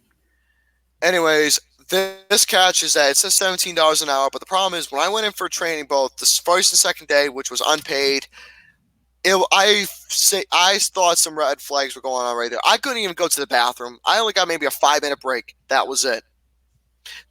So I went in for the training. I felt like I didn't even learn everything in 2 days because I didn't. So it was like, okay, after the second day, go out, start making phone calls. And now when a job, okay, if you're a sales job, doesn't a job have to usually give you some references or some places that you should meet up with clients, or they hook you up? Doesn't a normal sales job usually hook you up with clients sometimes?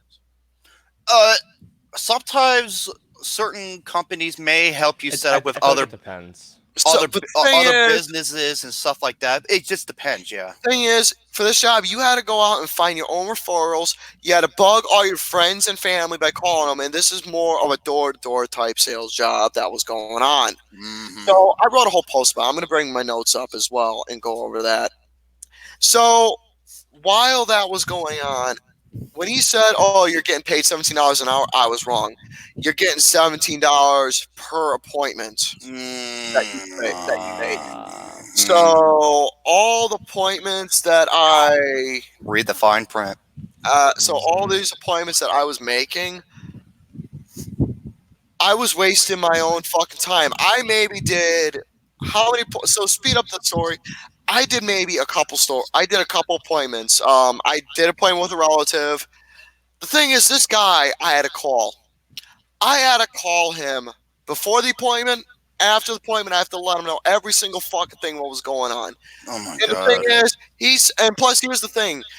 You have to read the fine manual. It says, "Hey, I am doing this doing this for marketing. I'm not. You don't have to buy anything, but I'm getting paid no matter what just for showing up and doing my demonstration." Here's where the contradiction comes into play. They say you're going to get paid no matter what, and it don't matter if you don't make a sale. I call bullshit. This is where it comes into play. The motherfucker, whoever your sales rep is, I hear feedback. It's not coming out of my And end. no, there's no feedback coming from my end. Hold on. I think it was. Okay, hold on. It's gone. Anyways, continuing on with my story here. Was it me? Because I muted myself. It was a little bit. But anyways, continuing on with the story, I went on with this. So I went on this, and I had to call this asshole. How many times that whole entire day? I couldn't even tell you. I called him like maybe 11 times that whole fucking day. God damn, dude. It was retarded. Maybe 11, probably less than that. So I had to book minimal of 10 appointments to get my first promotion. You know what my first promotion is and what my reward is? A fucking stainless steel fork. If I made 2 sales, I'd be getting a stainless steel ice cream scoop. And I was thinking to myself, okay, so how the fuck is this going to benefit me? How is this going to get my car going? How is this going to support my family? How is this going to support me? How is this going to put food on the table? How was a goddamn fork that is stainless steel that I could give 2 shits about benefit me? Exactly. It wasn't going to benefit me. I didn't even get my first check out of it. Why? Because I didn't submit any paperwork out of it because I stopped after the 3rd day. Yeah, you had enough. So Yeah. what I learned is that this fucking job was a pyramid scheme. Whatever I'd be making, all the hard work that I would be doing within, for example, if I did 10 appointments, minimal I do is probably 8. If I did 8 appointments that whole entire week after the hard work that I do and the $17 of pay I'd be getting, I'd probably be getting what?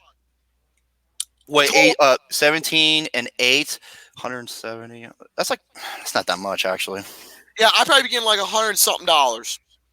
So either way, the dude, my sales rep would be making the money that I should be making. The money that I should be making for my sales that I'm putting hard work into, fucking doing the demo, getting set up for the demo, doing it, doing paperwork, making the calls, doing the paperwork, which was a motherfucker. All that I'd be getting nothing. That's 136 for 8 if it's 17 an hour. Yeah. So I'd be getting jack shit. Yeah, Plus that tax. ain't I don't know shit. if because the dude would be making all my money. So I was like, you know what, 3rd day, I'm not gonna waste my time at all this whole fucking weekend, wasting my life away calling up people and bugging friends, family, etc., past school teachers, past my coworkers. I'm not gonna bug them all for this. And one thing is that I don't like dressing in a goddamn suit either. I don't like I would die because I got crazy body heat. This fucking job is nothing more. I'm not gonna say scam. It's nothing more but bullshit. It was nothing more but pure bullshit. So after 3 days of the job, here's what I learned in those 3 days because I got common sense. Actually, I don't. I lied. I don't even know what the fuck it is. I got logic. I got logic. I know my difference between right and wrong. I got logic. So, anyways, this job gives zero paid training, no benefits. Wow. It's a fucking pyramid scheme. It's unfair commission pay. That's yeah. Constant calling.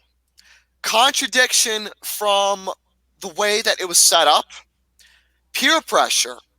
Complicated math. No time/specific detail into learning things clearly because everything was done in one day without specifically going in things so you can learn the job to do it better. When I got into production, there's a lot of jobs in production that I managed to learn and became very fucking good at in a very good instant. Do I have a tendency to fuck up still? Yes. And there are still some things at my current job now that I haven't even learned yet because there's so many things and they teach you. Well, a lot of the stuff that I learned, they taught me, but I just learned it naturally because it was all basic stuff. Again, logic. There's lies at this job. There's no chance of having free time. Bullshit promise rewards that's not beneficial. Example, first sale you're given a fork. Second sale, you're given an ice cream scoop. Now, this was supposed to be a thing for people who should graduate high school and are college students and looking for a job, looking for all that other bullshit. It's pathetic. What else? Nonstop calling and giving zero privacy. You got to let your sales rep know every fucking thing that you were doing. Yeah. Okay, so to get to the point, I decided to write myself a letter. Sounds like a fucking nightmare. I wrote myself a resignation letter. I wrote a letter and I was professional up the ass, nothing personal or anything. I appreciate the training. I appreciate getting to learn. But dude, this sales rep was going to ruin my personality. This was going to ruin everything about me. This was going to take away every fucking freedom that I had for myself. It was going to take away everything I loved doing. So I was like, you know what? Fuck it. I ain't going to even bother doing this job. So I quit the job, writing a resignation letter. I took the bag of stuff. I had my bag of supplies. I took the resignation letter. I left at the doorstep and I went on my way. Attaboy. So months later, I get a call from this buddy.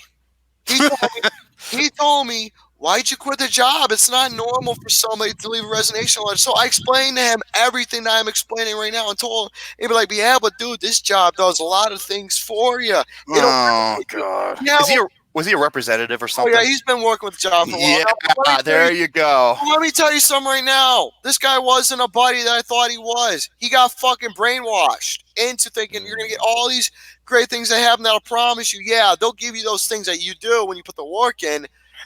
But I'm sure for a fact it'll be bullshit down the road because I saw this video of this girl who worked with the company for 3 years. Then she learned it was nothing more but a fucking scam. Mm-hmm. After 3 days, I don't give a fuck if I didn't give the job people say, oh, you didn't give the job a fair fucking lesson for a week. I don't give a fuck. You want to know why I didn't give a job? Because I got common sense. I got fucking logic. I picked up everything that what the job was going to probably do to me down the road. I watched so many YouTube videos of people who went through the exact same fucking experiences I did doing this thing. So for those who are making a life out of it, who actually was successful with it for a while, that's very nice. I'm glad you managed to get. Man, best of luck to you. Best of luck to you. This wasn't a job for me. What I'm doing right now, I mean, I'm out of commission for a while. My job because of my shoulder. For those who are wondering, how come you're not wearing a sling? Doctor's orders: wear the sling at home. Don't wear it at home so you can exercise. Wear it only in public. And by the way, that story is fucking gold, Gary. Mm-hmm. Your physical training. God. Oh, if you want to hear him constantly whine and Oh, cry, yeah. We'll save that for next week. Yeah. Don't say what it is. It just involves his personal training. Long story short. No. I'm just gonna give a story and I'll explain the details next week. Let's just say the title is How a Fantasy Become a Reality for Physical Therapy.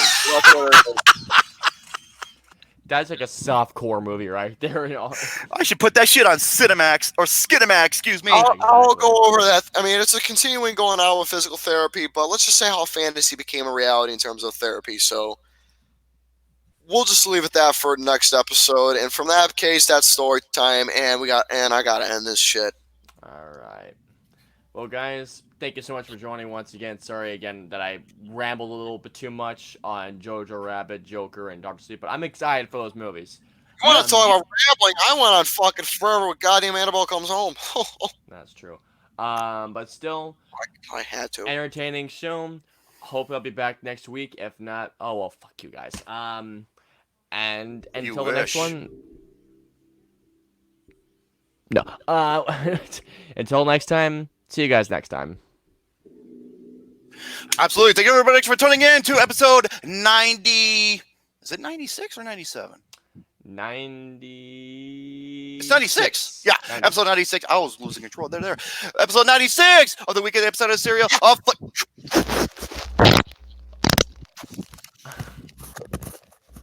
What a send off. What a swang song. Episode 96 of Flexible Dex. Episode 97. We were originally going to have Adam Daly, but he's under the weather, man. He's feeling like shit. I hope he gets better. I hope he gets on some antibiotics. Quit smelling your fucking fingers. He gets on some antibiotics and more thing. I hope he gets better because he was originally supposed to be our guest. I'll see what he's up to within next week or thereafter. Signing out for the youngest size of Mr. Garrison and the 29 possible this is Roy Boy Jen. But saying to it. And once again, motherfuck M. Night Shyamalan, ding dong dickhead bitch. You're a hack. You haven't been good in multiple years. Your movies suck. They're boring. They're stupid. They're fucking beyond pretentious. And you're a fucking know-it-all. So fuck off with your illogical bullshit. Now, if you excuse me, I'm going to go and look at some sweet porn starring TJ Hart. Good day, everybody.